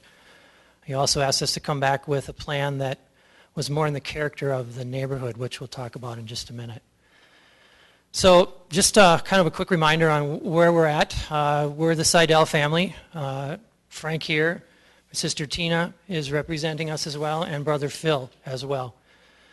We've been in the Morningside area for 50 years. We're attempting to do this development ourselves so that we can try to maintain the serenity, peace, quiet, whatever, the natural part of the Morningside that we've grown up with. We're doing this to create a legacy for my father, Franklin Dubois Seidel, who was a doctor in the area. You might notice that the name Dubois is the same as Acres Dubois. That's what he called this land for the 50 years that he lived in it. That's why we're naming it that. It's a code name. I don't know if it's going to stick. It might be too complicated for most of the community to deal with, so don't get all worried about that. Now, my dad, he really believed in larger lots, room for kids to play. He was very into trees and grass. He really liked the peace and serenity of this piece of property, and that's the legacy that we're trying to maintain as we go forward as a family. My mom, on the other hand, who still lives in the house on the property, her main goal is to maximize the value of this land, the true value of this land, so that she can pass it on to her heirs. And believe me, she talks to me about that every single day, so it's a very important thing in her life. We're trying to once again maintain the whole process so that it doesn't go crazy out of control, and that's an attempt to do that on our own. Don't know if we're going to be successful or not. It's still up in the air. Okay, so last time we talked, we got a little bit sidetracked, I think, on the character of Morningside. And I don't believe that's a new thing for you to have under discussion. I know that I think you have a subcommittee or something that's talking about it now. And all of the neighbors in the area are talking about it. It's in the newspaper. We've all seen the articles. Having been a 50-year resident of Morningside, I guess I've kind of become hardened to what the character is. So I decided I better take a walk. So I took a walk around Morningside. I show Morningside on the map here just as a reminder of what it actually is. I also want to remind everybody that Morningside is not a community on its own. It's Edina. It hasn't been a village on its own since the mid-60s, I think. It was annexed into Edina. So it is Edina. It's not Morningside. There's 633 houses, I think. I might have lost count here or there, but around there, 633 houses in Morningside. 65 of them have been rebuilt or heavily remodeled in the last 10 years. That's more than 10%. Most of them that I saw, I have pictures of all of them. I won't bore you with those tonight. I showed them to the commissioners at our meeting. I thought that they were very well done. You know, they're nice houses. They're great additions to the neighborhood. Some have some issues that you could discuss, but we won't get into that tonight. One of the things I hear about in Morningside is that all the garages are in the back. That's just not true. Over 35% of the houses in Morningside have front-facing garages on the street. The other thing I hear about is that Morningside is a community of sidewalks and lots of people like to walk. Well, 1/3 of the community does not even have sidewalks. So not shouldn't have sidewalks, but there's a precedent for areas that do not have sidewalks, and we'll talk about how that fits in later. I was surprised to find that over 35% of the lots are over 50 feet. So this issue of 50-foot lots gets a little fuzzy for me as we go forward. It's not a community of 50-foot lots. It's a community of variation. Then we talk about the current property, my mom's house. It's a 7,000 square foot house on a 3-acre lot. How does that fit into the character of the neighborhood? Well, I guess it fits because it's been there forever. So it's just everybody's used to it. That's what it is. What I don't really understand in this whole process is if we're trying to copy the character of the neighborhood into this subdivision, what do we copy? Which part do we copy? And that's the part that I think we need to discuss here tonight is where do we go with this and why is it better to put 50-foot lots in than 75-foot lots in or whatever. One thing I noticed is it's a very eclectic neighborhood. There's no two houses that are the same. And to me, it's kind of all about community, not about house style or size.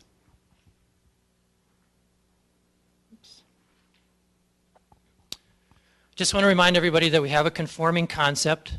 The conforming concept is a through street.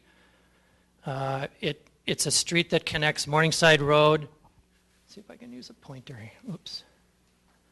Morningside Road here on the top with Littell Street down here on the bottom. It has 8 lots. This is my house right here. It would continue to exist. It's the 8th lot. The others are all conforming 75-foot lots. They conform in lot depth. They need no variances to build this process. There's some issues with this.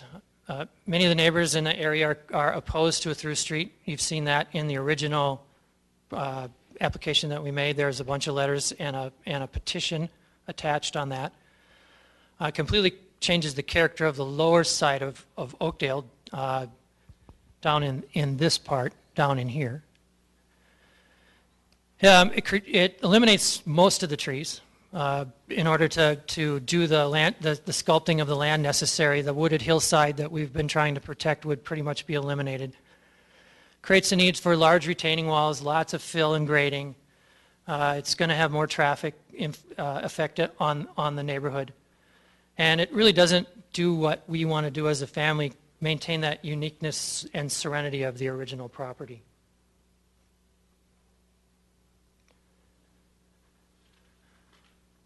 So the three proposals that we're coming up with tonight, we're going to call the first one the modified original.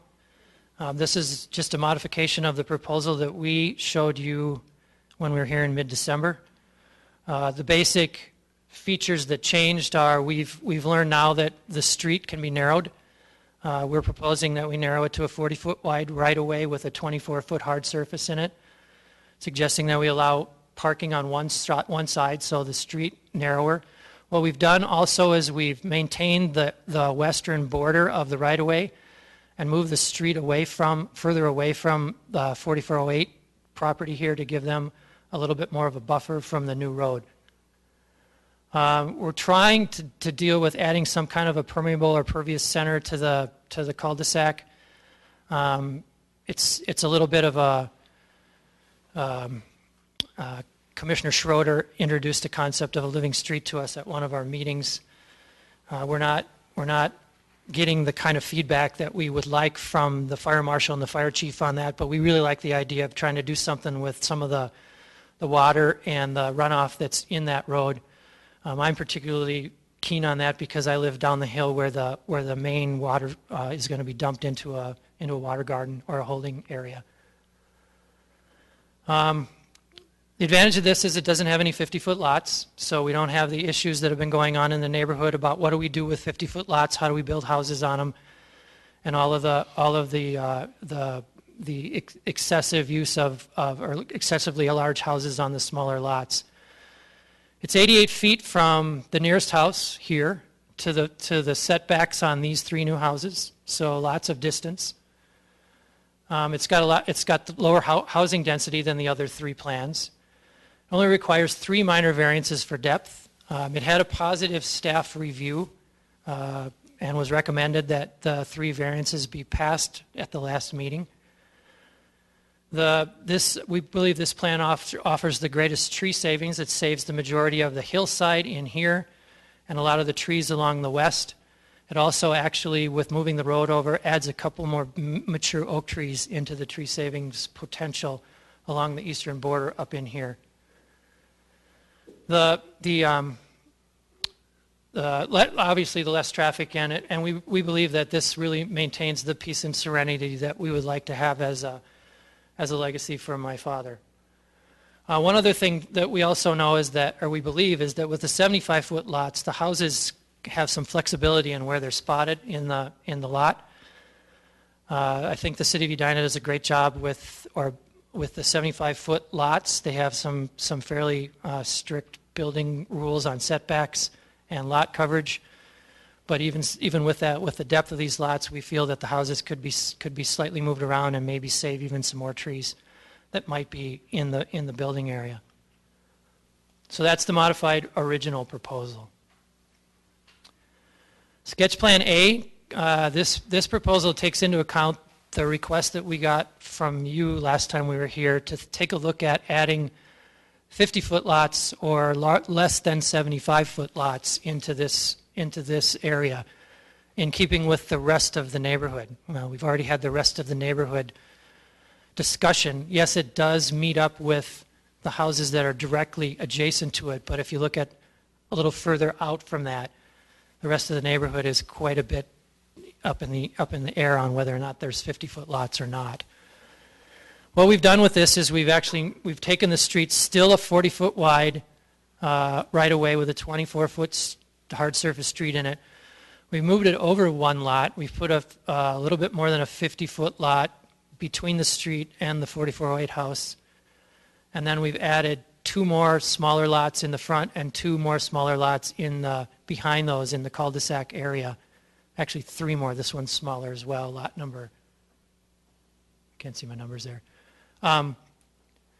The additional lots we felt necessary because with the smaller lots they're not worth as much, and to hold the value at the value we believe the the original or the modified original proposal is at justifies having at least 2 more lots into this subdivision. We've also loaded these front houses on Morningside Road off of Morningside Road. If you drive down Morningside Road, you'll see that I think every house on Morningside Road except for this one here on the corner of Oakdale loads off Morningside Road. All the driveways are on Morningside Road. So being consistent with the neighborhood, we felt that was the way that these houses should be faced. There's tree loss potential in this plan. There'll be maybe a couple more trees saved in Lot 1. We're going to lose some in Lots 2, 3, and 4. We think that there'll be about a net tree loss of about 14 in this. Once again, we're trying to deal with some kind of permeable center in this, and I'll talk about the road in just a minute. The issues we have with this are basically surrounding the 50-foot lot argument that's going on in the neighborhood right now. All we hear basically is an uproar that there's houses being built on 50-foot lots that are too large. And our original plan, we listened to that and tried not to have 50-foot lots. We came here and you said try to put some in, so that's what we're looking at here. I just wanted to make a statement here that the family will not be held to a different building standard for this subdivision than the rest of Edina. We don't believe that it's fair to ask us to put in restrictive covenants or anything else to control the houses that are built here.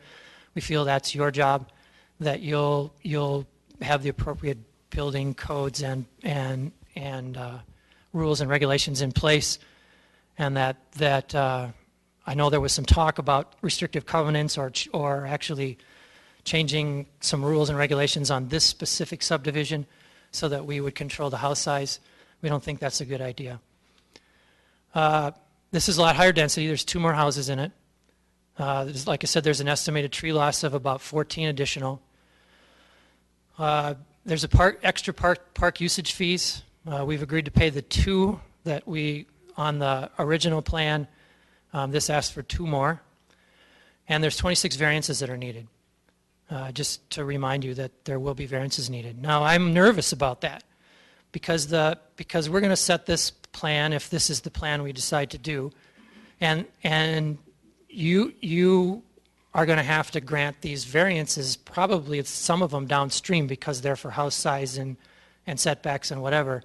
And I hear you talking about changing the rules and regulations for building on 50 feet. So if we do something like this, we're going to need some sort of legal document that says we get the variances that we need to build the houses on these lots.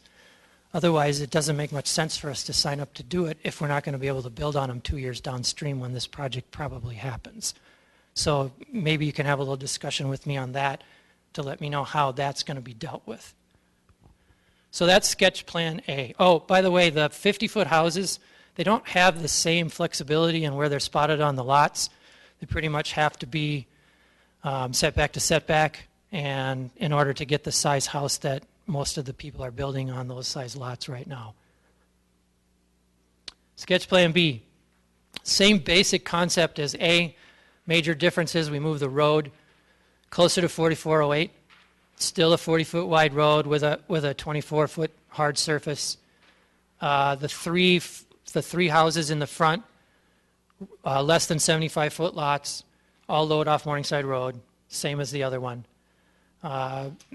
Major difference in this one is tree loss. There might be one more tree that goes out of this group than the other.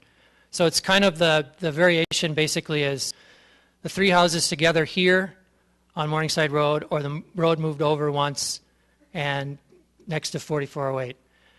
Just as a sidebar, we've had multiple discussions with the 40 people that live in 4408, the Hardys, and they are not in favor of having a house next to them. They'd rather have the road with the maximum amount of space next to them. And I think that's in one of the letters that you received. Okay, so other issues we've talked about. There's been a conversation about having a sidewalk that connects the cul-de-sac down to a city lot. I'll say that again, a city lot, not a park, down at Lynn and Littell, the corner of Lynn and Littell. what we found in doing our research on this is that the hill is too steep if we don't put the road in, that we'd have to put steps in, and I don't think, was it the ADA, is that who controls the safety issues? I don't know if that's the right people or not, but we don't think that they'll approve that. It'd be difficult to maintain, especially in the wintertime. We also know that a perfectly usable sidewalk exists 200 feet to the east on Lynn Avenue that connects Morningside Road with that lot. One comment I think I made before, 1/3 of the city of Morningside doesn't even have sidewalks, so there's really no precedent for that.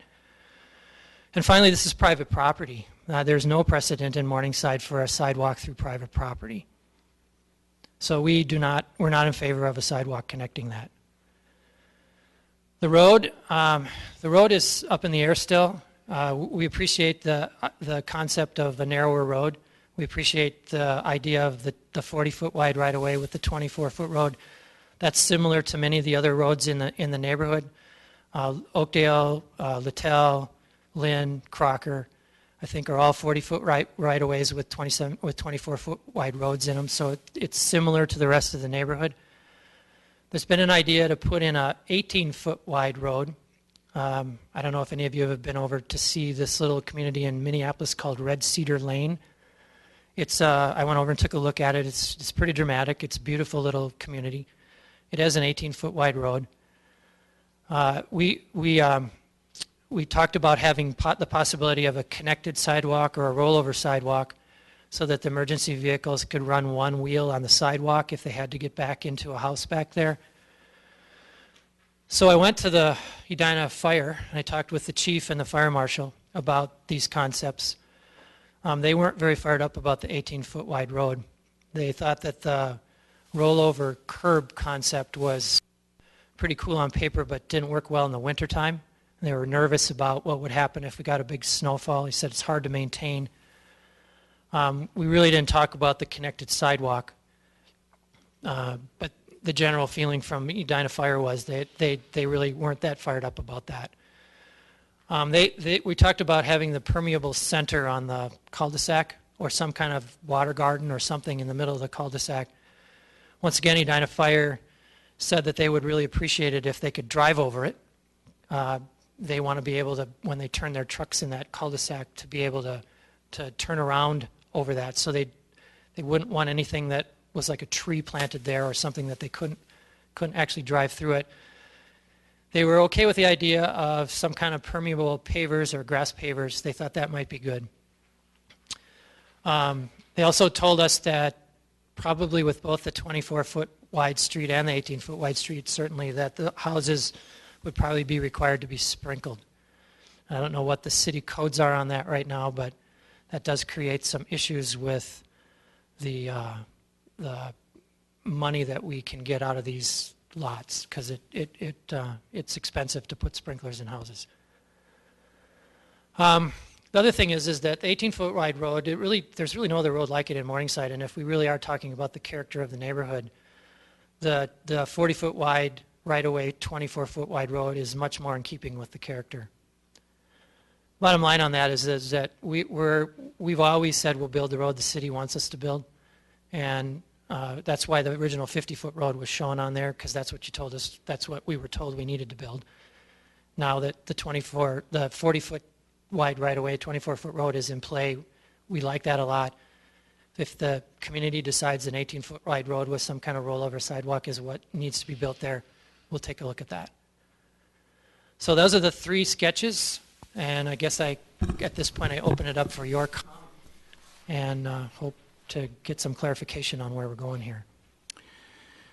Thank you. I appreciate the fact that we've actually got some facts to deal with as far as what's in the neighborhood rather than conjecture and speculation. I appreciate the fact that you did walk around and count houses and count streets and count lot widths and that type of thing. That's very helpful. Let me ask you a couple of questions. Of these four proposals, which one do you prefer? I'm going to say that might have been a little obvious in the way I presented. The family prefers the modified original proposal. Surprise, surprise. Yeah, I'm sorry, I can't, it's hard for me not to be biased in this situation. With respect, you made a comment that that you would not agree in your subdivision to include any restrictive covenants. Is that a flat, total restriction, objection to any restrictive covenants, or would you consider some covenants with respect to maybe design features of houses, for example, requiring a side entrance on a garage rather than a front entrance on a garage? Have you thought about anything like that? We have, the family's talked about those. The garage issue continues to come up, and we're not in favor of restricting where the garages should be or how they're entered. We believe that modern young families that want to build expensive houses in this kind of a neighborhood want a front-loaded garage. I mean, that's just what I've seen as I walked around the neighborhood. That's the people that I've talked to said that that's the way that they'd like it. But even having said that, there's precedent for new houses that were built with garages in the back or garages that are not facing the front but side facing. Well, it looks like 4408 has a side entrance garage. They do, Yeah. yep. And so there's precedent for that. Mm-hmm. I don't believe that that's something that should be covered in a restrictive covenant, however. I believe that's something that should be up to the individual buyers and builders of these pieces of property. I would say that if there was any kind of a restrictive covenant that I would put into play on this, and we've talked about this as a family, is that the houses can't be the same. And I don't think that would happen anyway. I mean, I would hate to see a developer come in and build I'm going to just paraphrase it as a ticky-tacky kind of a development where, all the designs are exactly the same, but the front door is on the other side. You know what I mean? You see them out in Eden Prairie and places like that. But I don't believe that'll happen here. I just think that the price of the lots that will demand that the price of the houses be custom designed, and that by default you'll have variation and uniqueness, Okay. and that's what we're after. Other questions or comments from the commission? Commissioner Forrest.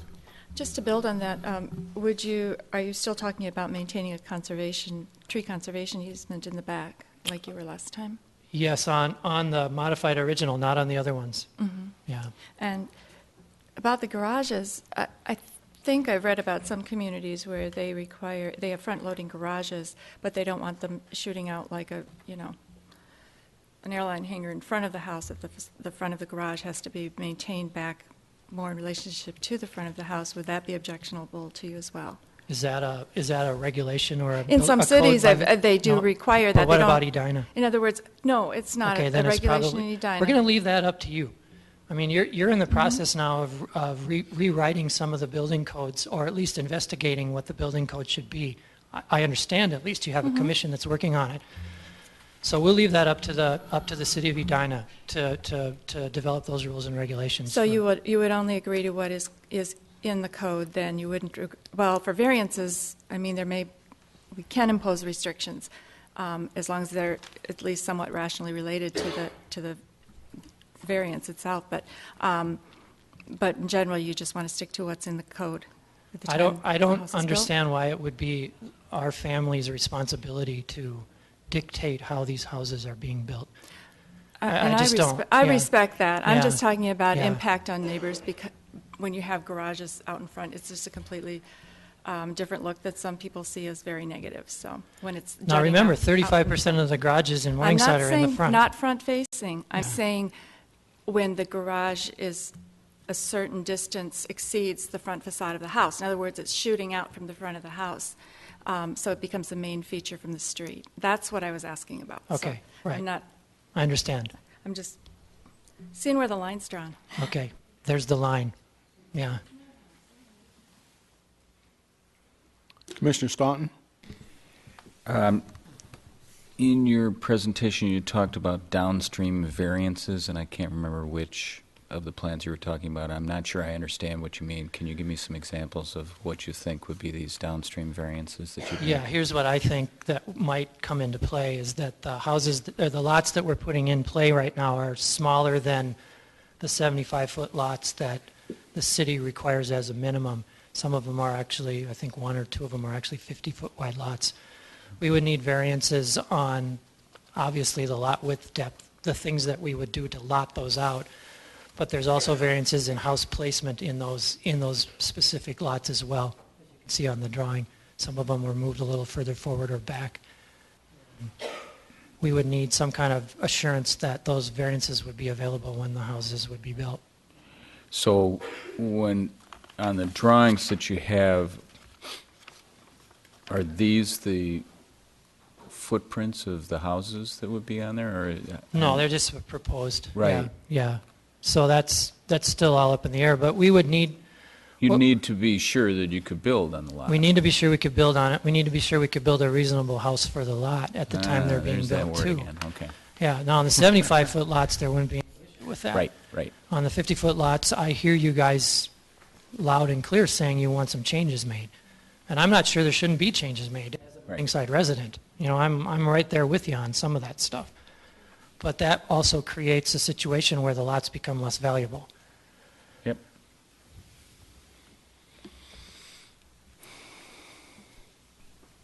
Commissioner Schroeder? I think you said that the tree preservation direction that you talked about, or the conservation area, would only be applied to the modified original. Is that correct? That you wouldn't apply it if you pursued option A or option B?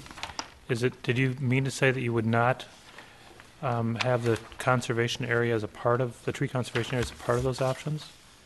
Well, part of the tree conservation area, like in option B, is this part right here. So that obviously would go away when that lot was established in order to build that house there. We're not sure what would happen with this part. We probably could build a case for that the hillside could still be under a conservation.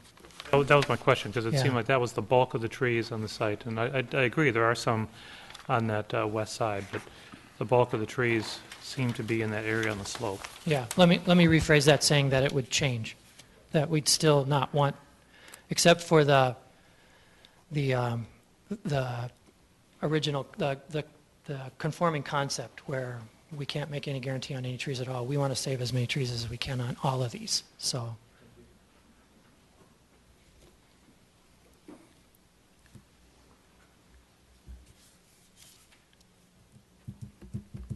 So I'm kind of hoping to get, and I don't know whether it's coming or not yet, but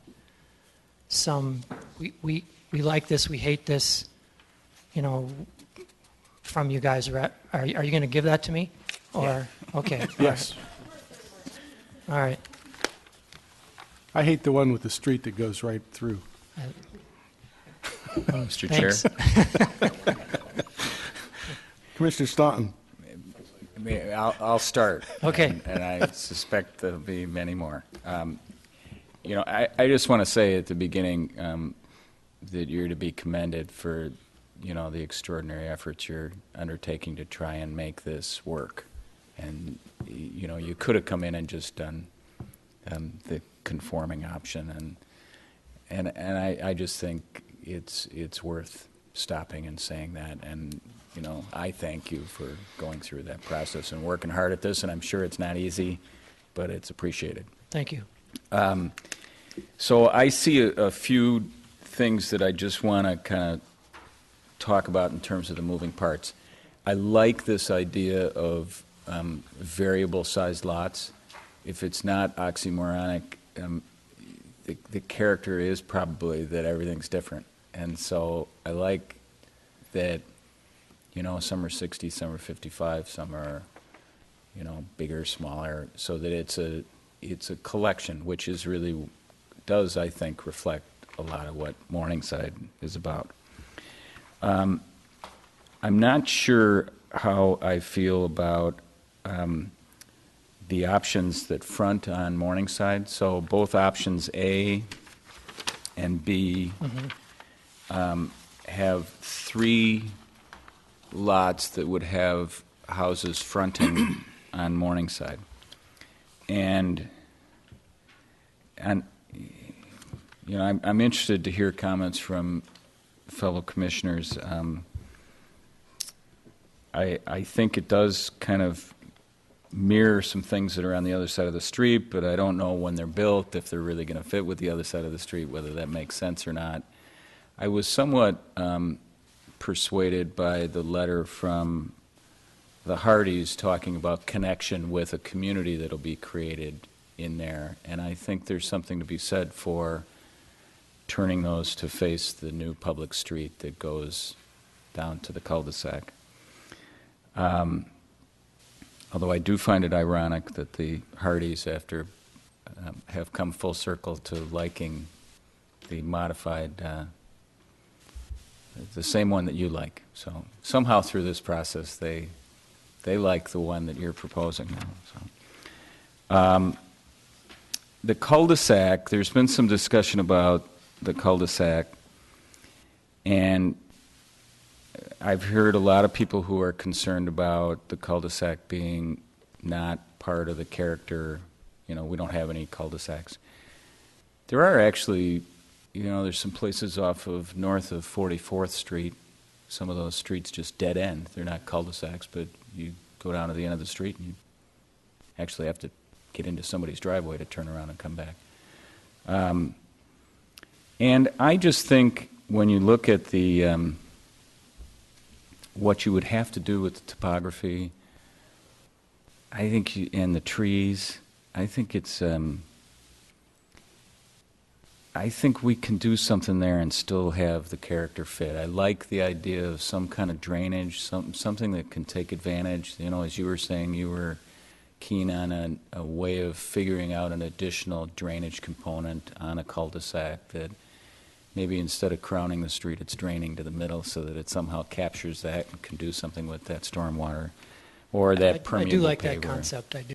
Yeah, it's kind of an interesting concept. So, so those are the three components that come to mind for me, and I'm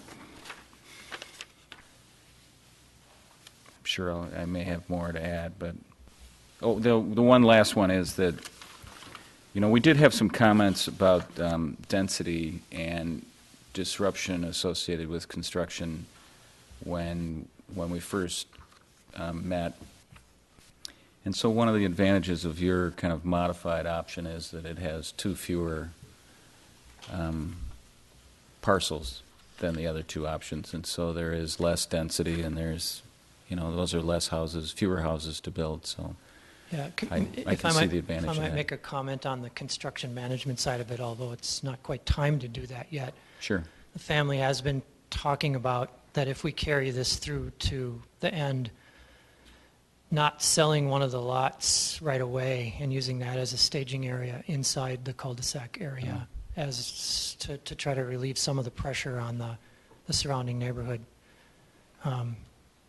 We think that's a nice option. We don't know, like I said, I can't guarantee anything right now, but if that could work, we might give that a try. Okay.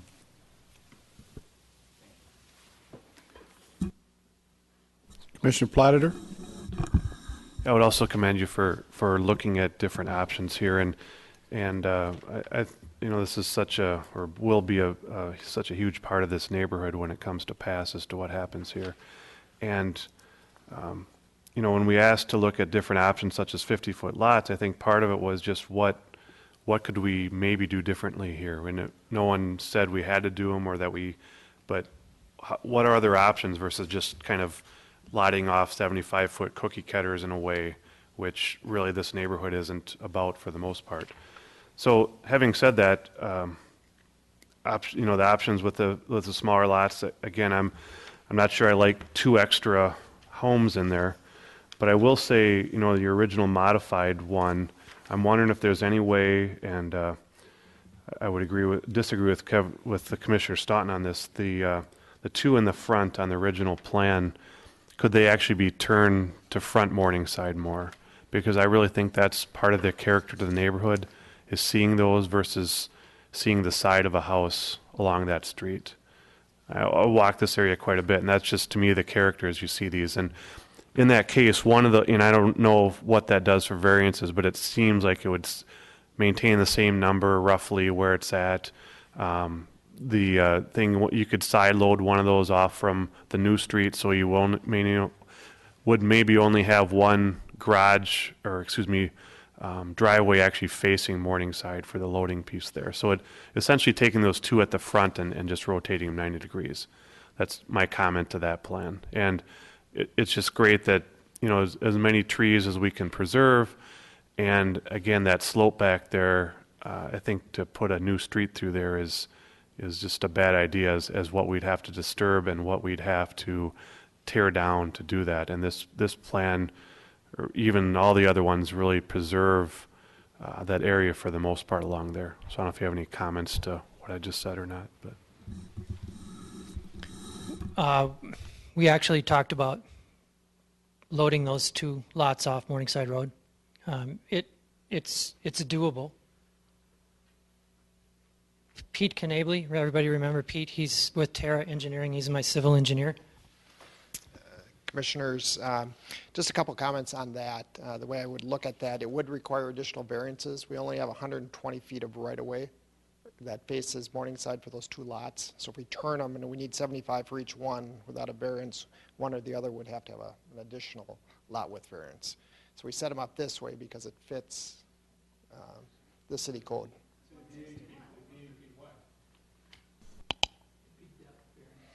Yeah, the lot. Depth, yeah.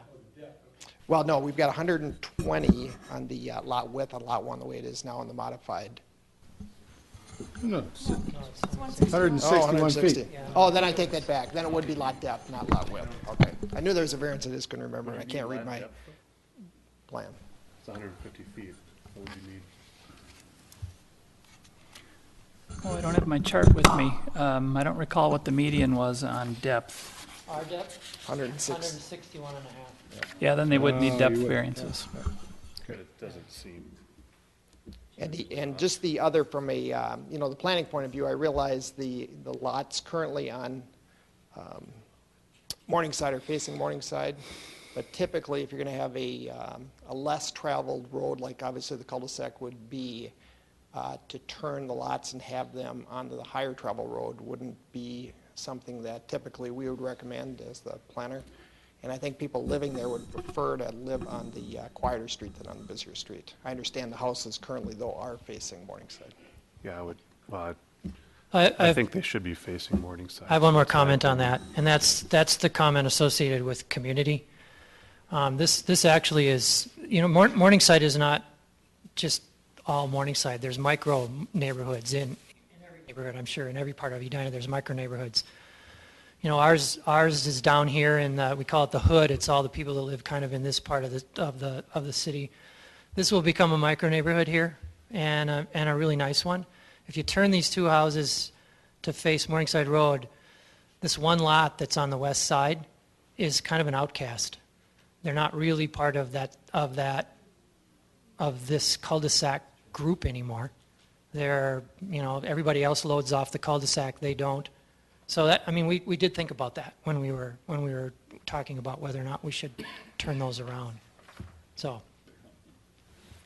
Well, that's my version of the character of the neighborhood. So. Commissioner Potts.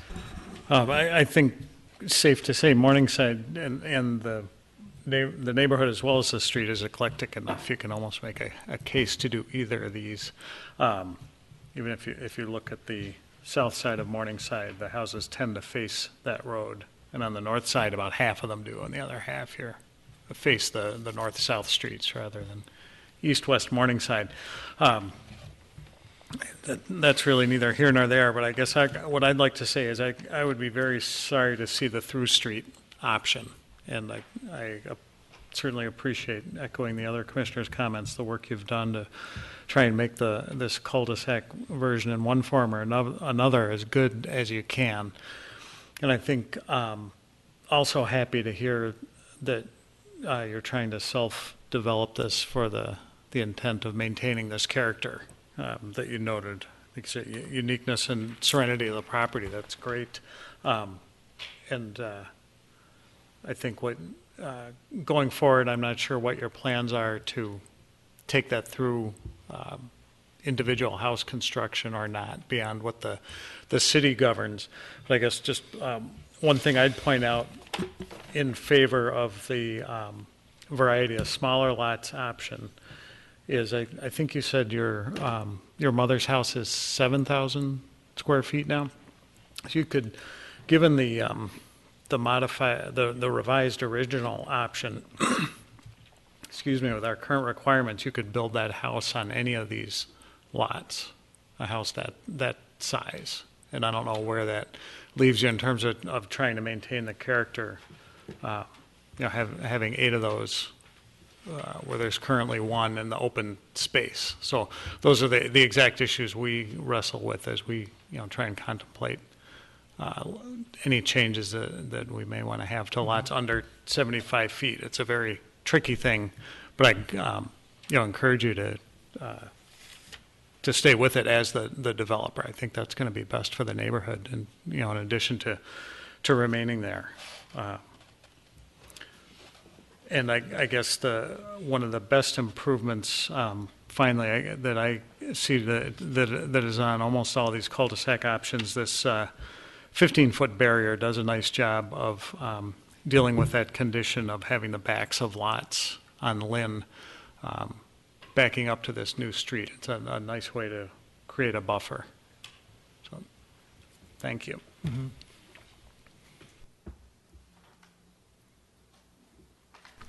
Mr. Schroeder? Mr. Chair, I guess there's a couple points I'd like to make, and I'll start out with the lots on option A that are facing Morningside, and on option B, I guess they're both 3 of them, but on option A, we have the 2 lots on the west side of the new street seem to me to be disconnected from the micro neighborhood you're creating. And it seems like that's a disservice to the idea of creating someplace special within Morningside. And I go back to the idea that whatever we do here, if people could ever come to some conclusion about what the character of Morningside is, that this 3-acre parcel needs to be as special as the rest of it. I actually think Morningside is idiosyncratic, and we can't place our finger on one particular thing to copy and say it's going to be good. And I will go even further, saying that this particular 3-acre tract has never felt like the rest of Morningside, and I don't see why now we should decide that it has to be like the rest of Morningside. I think it should be its own thing. To that end, I think trying to get it developed as its own Morningside micro neighborhood is a good way to go. I think that we talked a little bit about the character of the street, and I think for most people that's the impression they'll have. There'll be the houses that are there, but it's framed around the character of the street. And I think we need to continue to strive to find a way to make that street unique and different. And I was the one who was suggesting trying to squeeze the street to less than 24 feet. I think if you continue to explore with the city engineer, I think you'll find that there are options that are available that don't require a rollover curb, that can still provide the sense of a narrower street and provide all of the maneuverability that a fire truck or a moving van would need. I think part of that is looking at kind of the street as a dynamic experience, and it means that you look at the geometry of the bulb of the cul-de-sac. I mean, cul-de-sacs everywhere, not quite everywhere, but most places, they're just round, meeting a standard dimension.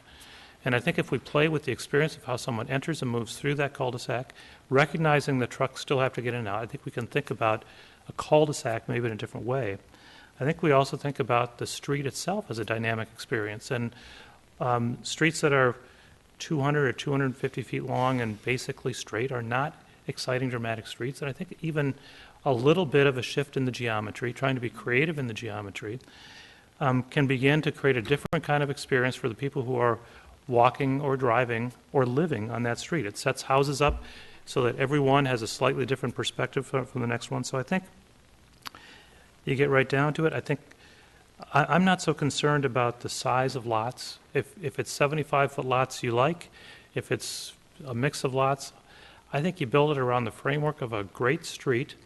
I would like to see you exploring ideas that resonate with the living streets idea that's evolving here, and use that as kind of a piece of this neighborhood that begins to set it apart from other, so that it feels like a neighborhood that was developed in 2013 or 2014, when this property was actually developed, and not be so slavish to trying to copy something we can't even define for ourselves or, for anyone in this room. Commissioner Platter?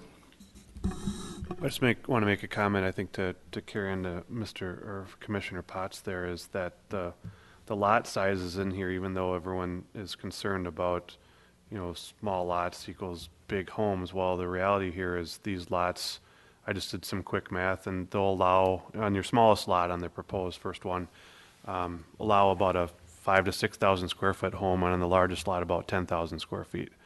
So I'm just pointing that out as you're not, for people that are watching, they're saying, oh, we're going to get bigger lots and smaller homes. That's not necessarily the case here. I mean, that's what the ordinances allows, and if people build out to what it is, that's what we're going to get here. So for the people thinking that by leaving bigger lots we'll get smaller homes, that isn't the case. Commissioner Forrest? I agree with a lot of what's been said tonight. I don't want a through street. I think, that might be nice in certain situations, but I think it's kind of precluded by the reality here. When I first looked at these alternative plans, I had the same inclination too, in that turning the two homes on the end toward Morningside might feel more welcoming from the Morningside point of view. But then I also looked at, I recall the traffic report last time, there was concern about putting the entry to the street too close to Oakdale. Well, here you'd be putting driveways close to Oakdale too, where streets are intersecting. And I don't think that contributes anything. And it does isolate them from this little neighborhood. I think with a creative home design and landscaping, it could look very welcoming from Morningside. And if these are indeed the level of building lots that they are, that probably anybody who purchases that would want to do that. I think that no matter what, we're going to have bigger houses than what's typically on a 50-foot lot.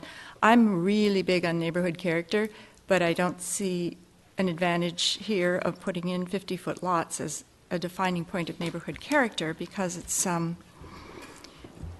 those lots were platted back when houses were much smaller. They were, those lots weren't platted for today's designs, and we aren't going to get, a 1,500 square foot story and a half on these lots. We know that. I think you can do something that's very classy and welcoming. I guess I'd like to see, I also like the idea of playing, what Commissioner Schroeder said about playing with the geometry of the street. So it's not just, I was talking about, and I was told the term snout houses before, with the garages jutting out in front. It's kind of that, it's a runway street when it's a straight street. Even a slight curve can be attractive sometimes. Maybe where it curves closer to the homes behind, there could be some berming, behind the houses on Lynn, there could be some berming, just slight berming and landscaping that would, buffer them at some point. But I'm not going to design that, but I could certainly say I would look for that when it came back to us.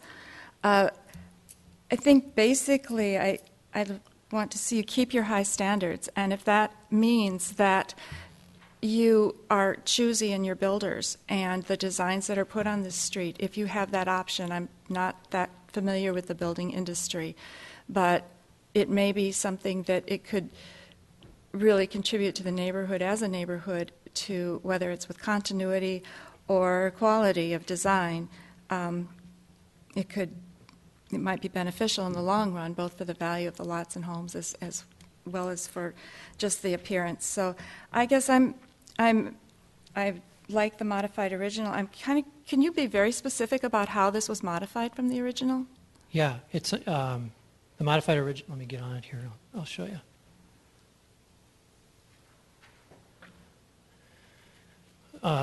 Basically, the only modification was in the road. Okay. So we narrowed the road from a 50-foot right-of-way to a 40-foot right-of-way, and the hard surface from 27 feet to 24 feet. And we were trying to show some kind of a permeable surface in the cul-de-sac. I like that. The narrower road appeals to me, and if you can indeed it does to us too. Go down. I mean, for a 6-house subdivision, we don't feel we need a 50-foot wide right-of-way with a big road in it. And I like Commissioner Schroeder's idea of the living street. I just don't really understand it enough to be able to show it. So maybe If you've we- got the time to take to investigate and just make this the best ever, it'd be great, because you're considering many things here, and I really appreciate that. I mean, you've taken a lot into account, and that's given us a lot to work with as we look at this, too. So I do appreciate that. But, yeah, I'd say I look forward to seeing something that's really well-designed and of high quality, and if there's a possible way to maintain that as much as possible, go for it. Okay, thank you. I guess to state an opinion, I like the modified original best of all of them. I would agree with you that it's the most desirable. I agree with what Commissioner Schroeder said about the fact that this is its own micro-neighborhood. I want to repeat what I said at the beginning. I appreciate the fact that you actually brought us some facts about what is going on in the Morningside area with respect to lot widths and front loading and not front loading and through streets and sidewalks and all of that. The thought that I had as we were discussing this is,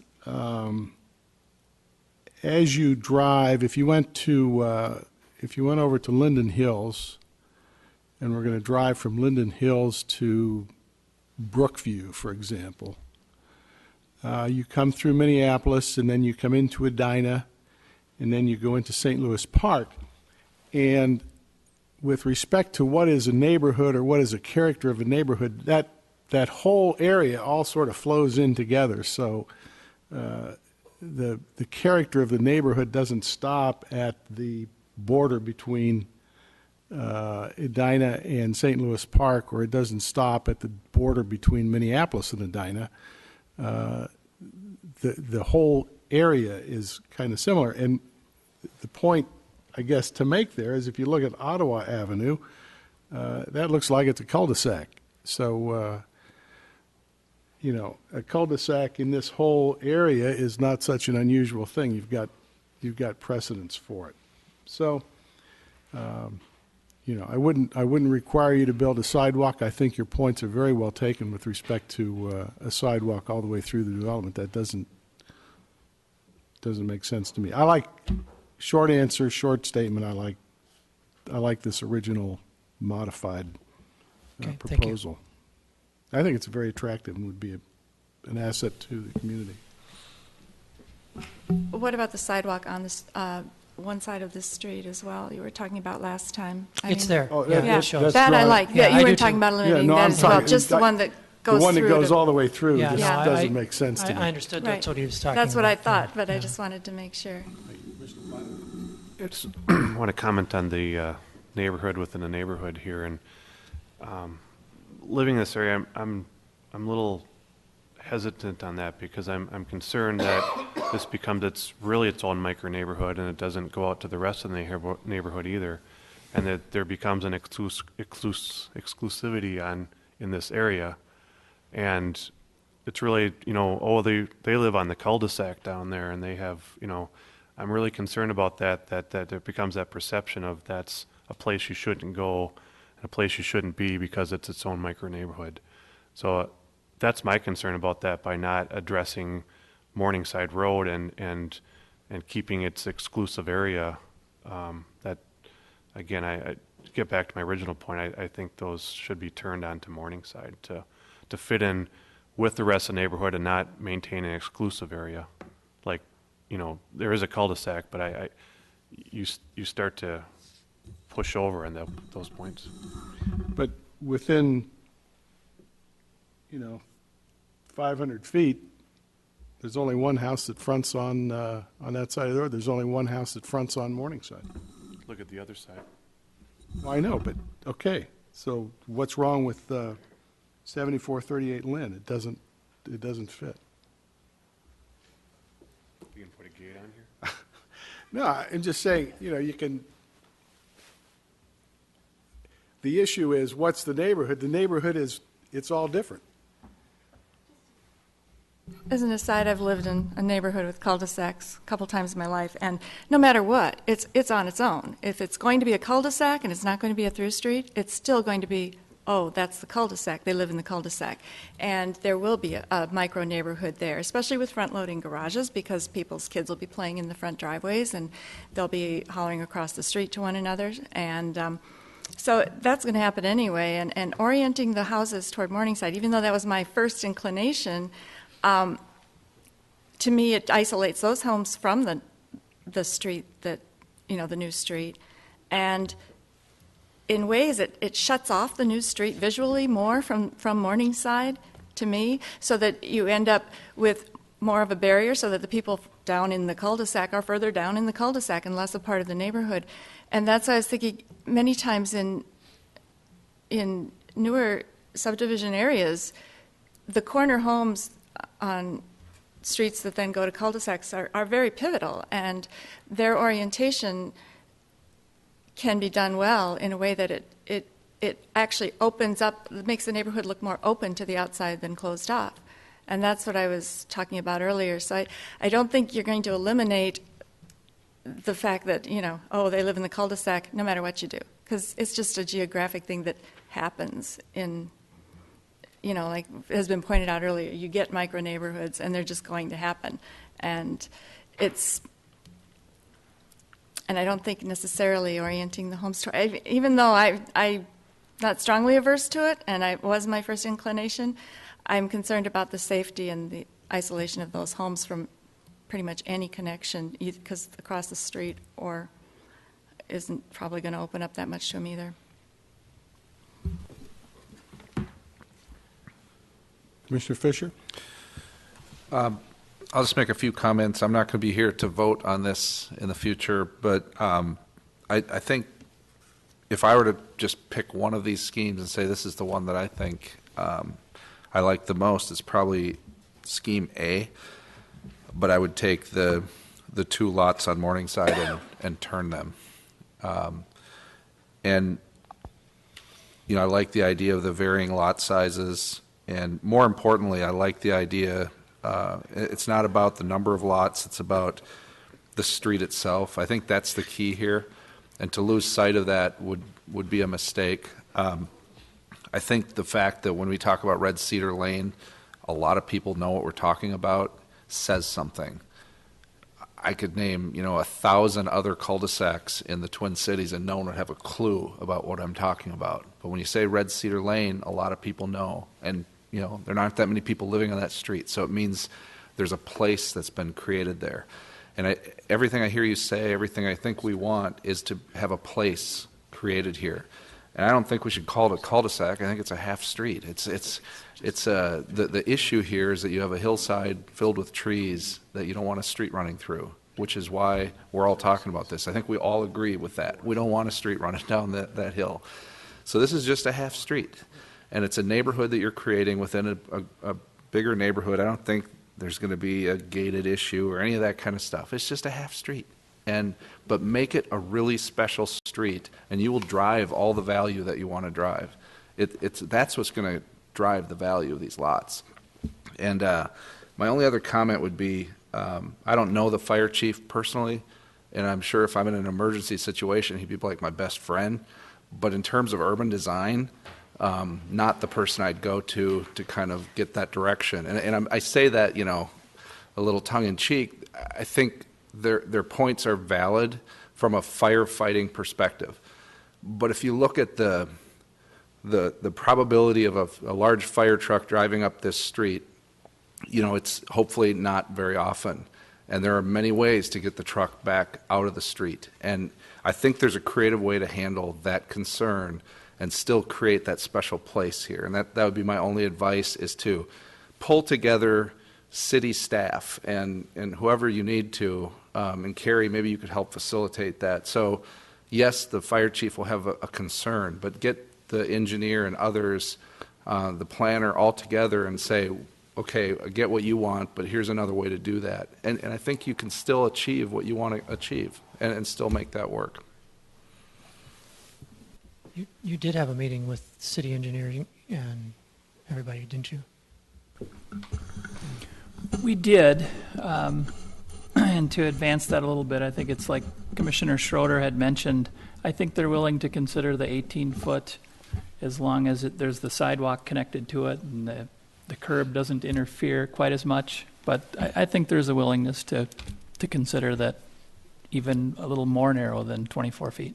Okay. We're not, like I stated originally, we're not opposed to that. The rules keep changing, and we're trying to adapt with them.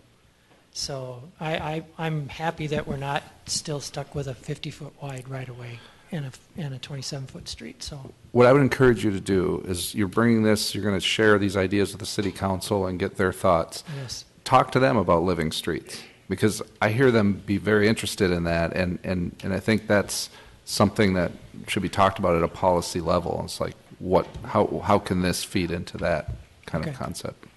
And just to add to that, I don't think anybody here is saying push that street so hard that you have to sprinkler every house. I think that's, where we'd stop short, but see what you can do to really create, the living street is the best description for it, that creates a place for this new neighborhood.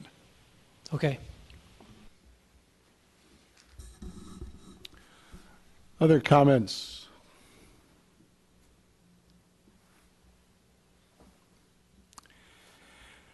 Well, I hope we've given you some direction. Or at least you've heard our comments on this, and we thank you for your presentation. One thing that I did hear is that we're all sort of coming up to speed on this together. And I think that this is a completely different meeting than what we had originally. I think that we all understand a little bit more about what the issues are. So I appreciate your input, and I appreciate the input from the 3 commissioners that joined us in some of our design talks. That's been helpful. So thank you very much. Good. Thank you.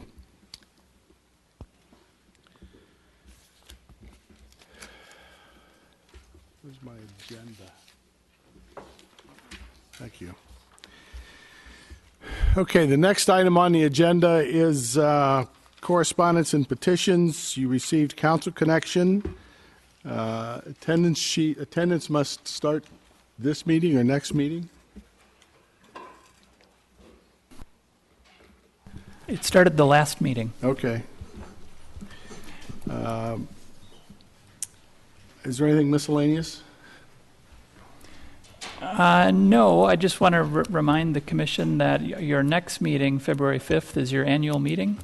So think about re-electing or electing a chair. No re-electing. Electing a new chair.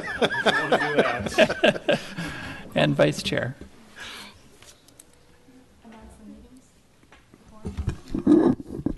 Yeah, just to follow up, we're having 2 meetings coming up here with to get some impact or input and feedback into the residential issues. The first one is this Saturday from 10 to 12 at the Senior Center. And then the next one is next Thursday, which is the 31st, correct? From 7 to 9, also at the Senior Center. For those of you watching, listening, we also have a blog site on Speak Up Edina that you can go into and give us comments as well. Again, the Planning Commission is looking at some issues with the residential, and we really want your comments. So tell your friends, tell your family, whoever to come.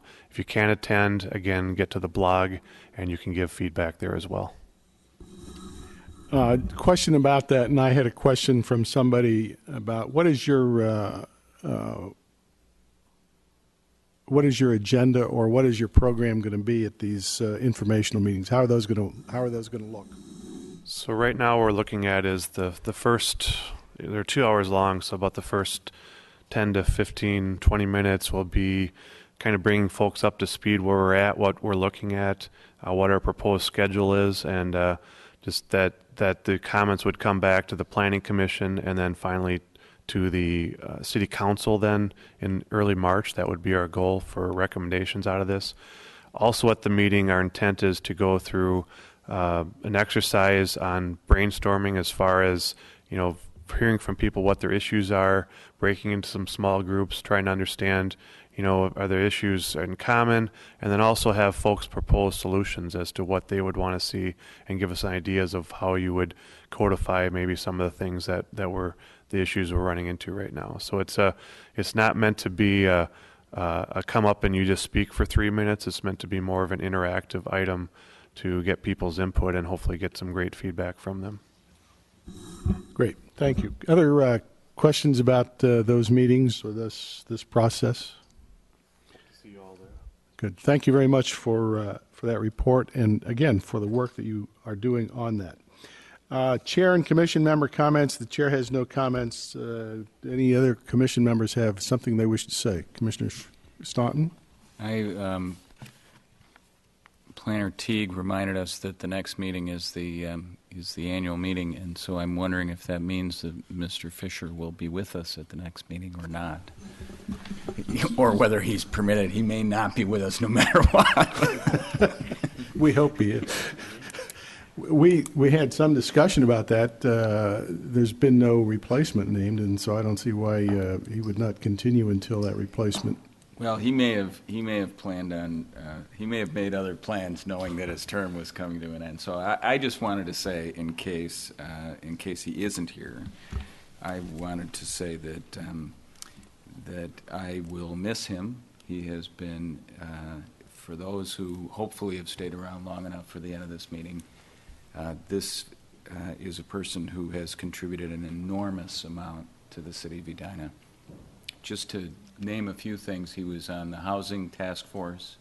He was on the Comprehensive Plan Update Task Force. I think the Southdale area plan obviously was a critical part of the whole Grandview project. Chaired the commission for 2 years.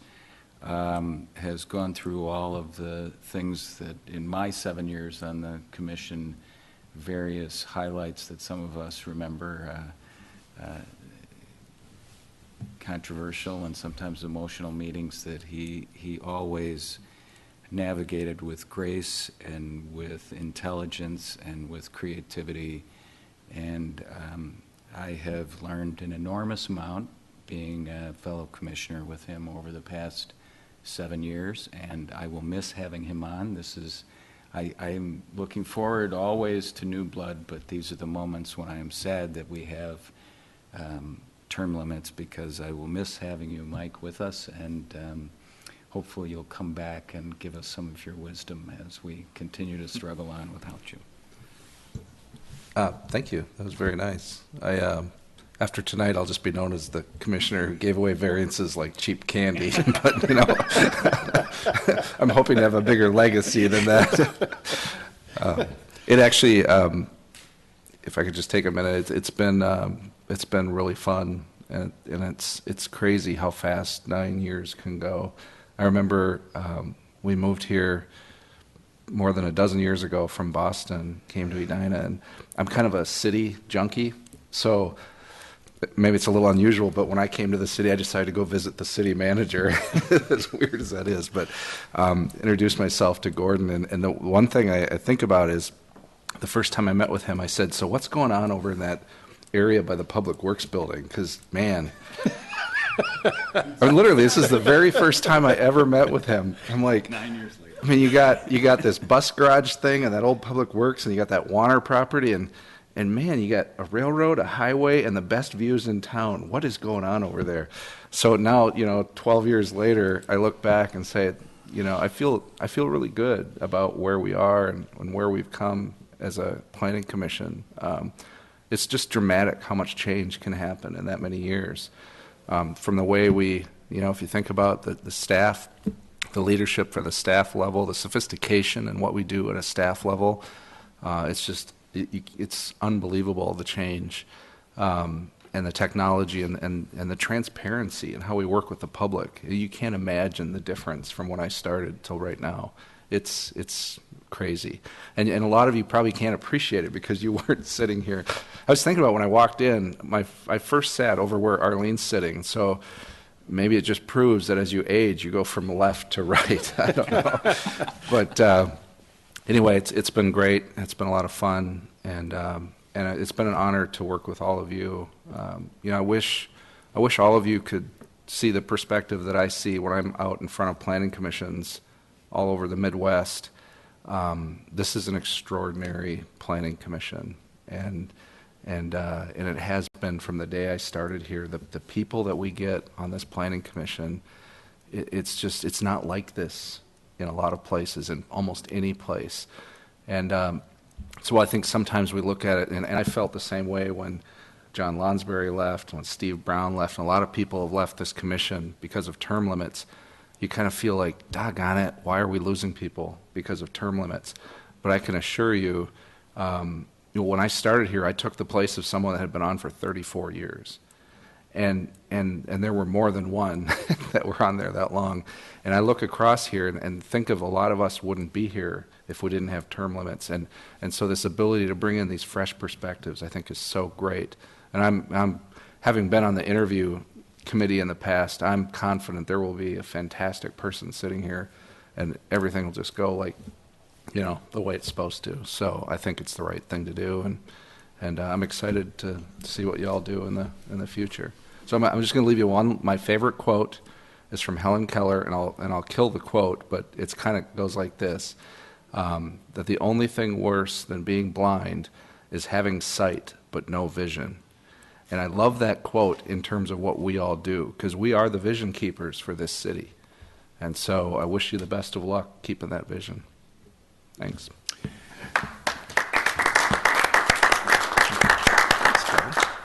Thank you, Mike. Thank you, Kevin, for those remarks. I'm sure everyone at this table will echo those and second those. And like I say, I was anticipating that you would be here for the next meeting, so I really think I'm done today. I mean, I think the way it's supposed to work is I'm done, and next meeting it's on to the new thing. So. He's going to Nancy's place in Hawaii. I'm 100% attendance-wise for this year, and I'd like to go out on top. Okay. Thank you for your service to the city and to the commission. We will miss you. Thanks. Staff member comments. Nothing for me tonight. I'd add to the accolades for Mike as the new planner a few years back, 6 years ago now. But I'd just like to thank Mike too for all his assisting me as I started here. And in particular, one thing that you recall, all the ordinance amendment work that we did during Mike's time as the chair.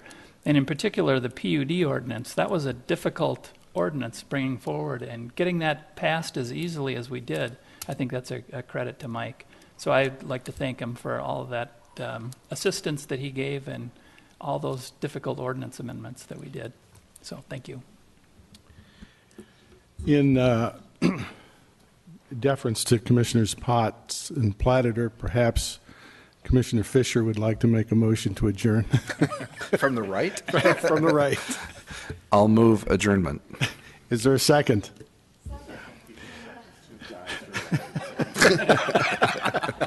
We are adjourned. We are adjourned.